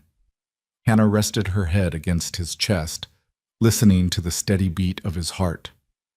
I want you to know something. Even if we'd lost the case, even if they'd taken the children away and we'd had to start over with nothing, I would have stayed with you. Because somewhere along the way, this stopped being about the children and became about us, about you and me and what we've built together. Cole's arms tightened around her. I love you, Hannah Mercer, more than I thought it was possible to love someone again. You didn't just save my children, you saved me. We saved each other, Hannah whispered. That's what the best partnerships do. As autumn deepened into winter, the Mercer Ranch prepared for the cold months ahead. The harvest from Hannah's garden was preserved in jars that lined the pantry shelves, tomatoes and beans and pickles and preserves that would feed the family through the snow. The cattle were brought down from the high pastures. Wood was split and stacked. The children were outfitted with warm clothes, thanks to the Montgomerys' generosity. And on a cold December morning, Hannah woke to find the first snow falling softly outside her window. Cole's window now, as she'd officially moved into his room after the vow renewal, her small room converted into a sewing room where she could work in peace. She slipped out of bed without waking Cole and padded downstairs to start breakfast. But when she entered the kitchen, she found all 5 children already awake, huddled around the table, whispering. "Mama!" Millie shrieked when she saw Hannah. "We were planning a surprise, but now you've ruined it." "I don't think I've ruined anything," Hannah said, amused. "What kind of surprise?" The children exchanged glances. Finally, Jonah stood and cleared his throat with great formality. "We took a vote," he announced. "All 5 of us. And we want to know if it's okay if we start calling you Mama all the time, not just sometimes. Like, officially. Because Millie and Noah already do it, and Eli does it sometimes. And Caleb does it when he's not thinking, and He swallowed hard. "I'd like to do it too, if that's okay. If it doesn't make you uncomfortable."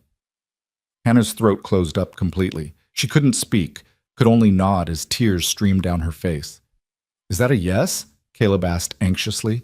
"Because you're crying, and crying usually means sad, but you're smiling too, so I'm confused." "It's a yes," Hannah managed. "It's the biggest, most enthusiastic yes I've ever given in my life." The children erupted in cheers and rushed forward to hug her, all 5 of them trying to fit into her arms at once. She held them close, these precious souls that had become hers through circumstance and stayed hers through love. Cole appeared in the doorway, drawn by the noise, and took in the scene with understanding dawning on his face. "They asked, didn't they?" he said quietly. Hannah nodded, still unable to speak. "And you said yes." Another nod. Cole crossed the room and wrapped his arms around all 6 of them, his wife, his children, his family. "Then I guess we should make it official. We'll go to the courthouse after Christmas, file papers to have Hannah's name added to all the children's records as their legal mother. Make it so no court, no busybody, no one can ever question it again." "Can we do that?" Jonah asked, his voice full of hope. "We can do that," Cole confirmed. "Your mother will legally adopt all of you. You'll be Mercers in every possible way." The celebration that followed was loud and chaotic, with the twins galloping around the kitchen and Caleb asking 10,000 questions about the legal process, and Eli quietly smiling in a way that lit up his whole face. Even Jonah, usually so controlled, couldn't stop grinning. Christmas that year was the best Hannah could remember. The house was warm and full of laughter. The Montgomerys had sent gifts for the children, practical things like books and warm clothes, but also toys and sweets. Hannah had sewn new dresses for Millie and new shirts for the boys. Cole had carved each child a small wooden animal. Jonah got a horse, Caleb a fox, Eli a owl, and the twins each got a rabbit. But the best gift came after the children had gone to bed on Christmas Eve, stuffed with cookies and exhausted from excitement. Cole led Hannah back out to the porch, to their spot where they'd shared so many conversations. "I have something for you," he said, pulling a small wooden box from his pocket. "It's not much, but I wanted you to have it." Inside the box was a ring, not a gold band like her wedding ring, but a silver ring set with a single turquoise stone, the same turquoise as Sarah's hair comb that Millie had given her to wear at the vow renewal. "I had it made from one of Sarah's old pieces," Cole explained. "I wanted you to have something that connected you to her, to the children's history. Because Hannah, you're not replacing Sarah. You're continuing what she started. You're part of the same story, the same family line. And I wanted you to have something that showed that." Hannah slipped the ring onto her finger, watching it catch the moonlight. "It's perfect," she whispered. "You're perfect," Cole countered, "and I'm the luckiest man alive." As winter gave way to spring, the legal adoption was finalized. Hannah's name was added to all the children's records. She was officially, legally, irrevocably their mother. And though the paperwork was just a formality, they'd been her children in her heart for months. Having it written down felt like claiming a victory she'd been told was impossible. The years that followed were not without challenges. Jonah went through a difficult adolescence, testing boundaries and trying to find his place in the world. Caleb's endless questions sometimes drove everyone to distraction. Eli remained quiet and sensitive, needing extra patience and understanding. The twins' energy never diminished, leading to countless broken items and near disasters. There were crop failures and sick cattle and lean winters when even the Montgomery money was stretched thin. But through it all, the Mercer family held strong. Jonah grew into a young man who was serious and capable, taking over more and more of the ranch operations until he was running it alongside his father. At 19, he married a quiet girl from town and brought her home to the ranch, where Hannah taught her everything about keeping a frontier household running. When Jonah's first child was born, a daughter with wild blonde curls like Millie, he named her Sarah Hannah after both his mothers. Caleb, true to form, went to university with money from his trust fund and became a lawyer. He used his education to help frontier families navigate the complex legal systems that often worked against them. He never forgot the court case that had nearly destroyed his family, and he made it his life's work to ensure other families didn't face the same injustice. Eli found his voice not just metaphorically, but literally, becoming a traveling storyteller who moved from town to town sharing tales of the frontier. He collected stories from everyone he met, preserving them in journals that would one day become important historical records. And in every story he told, there was a thread of hope, of broken things being mended, of love conquering fear, of families formed by choice rather than blood. Millie grew into a young woman who was fierce and joyful, training to become a teacher so she could help other children learn to read and write. She wore her mother Sarah's hair comb on her wedding day and carried wildflowers that Hannah had helped her gather from the garden. Noah became a rancher like his father, and Jonah, but he also had a gift for training horses. People came from 3 territories to buy horses that Noah had trained, horses that were gentle and reliable and perfectly suited to frontier life. And through all of it, through weddings and grandchildren and losses and triumphs, Cole and Hannah grew old together on the porch of the ranch house, watching their family expand and flourish. 25 years after Hannah had been sold at auction for a single silver dollar, she stood in her garden on a warm summer evening. Her hair was streaked with gray now, and her hands were gnarled with arthritis, but the garden still thrived under her care. The tomato plants climbed their stakes as abundantly as ever, defying every prediction that nothing would grow in that soil. Cole found her there, moving slower now, but still strong, still steady. He wrapped his arms around her from behind in a gesture that had become ritual over the decades. "What are you thinking about?" he asked. "About worth," Hannah said quietly. "About how I used to measure my worth by what my body could produce, by whether I could give birth, and how wrong I was about everything." "You were never wrong about your worth," Cole said. "The world was wrong about how to measure it." Hannah turned in his arms, looking up at the man who'd seen her value when no one else had. His face was weathered now, lined with age and hard work, but his eyes still held the same kindness they'd shown that day in the town square. "Do you know what I realized?" she asked. "My body did give life, just not in the way anyone expected. Every child I raised, every meal I cooked, every wound I bandaged, every nightmare I soothed, every lesson I taught, that was giving life. That was creation. I didn't birth children from my womb, but I birthed a family from my will and my love and my refusal to believe I was worthless." "You were never worthless," Cole said fiercely. "Not for one single moment." "I know that now," Hannah said. "It took me years to believe it, but I know it now. And Cole, if I could go back to that day, to that auction block, knowing everything that would happen, all the struggles and fears and hard times, I'd do it all again. Because being loved is worth any price. And loving this family, this life, this impossible, beautiful mess we built together, that's worth everything." Cole kissed her then, soft and sweet, a kiss that contained 25 years of shared joy and sorrow, triumph and defeat, all of it woven together into something that transcended the circumstances that brought them together. From the house came the sound of voices, their children and grandchildren gathering for Sunday dinner, a tradition Hannah had started years ago and that the family still maintained. Jonah's children were arguing about something. Caleb's wife was laughing at one of her husband's stories. Eli's quiet voice was reading something aloud.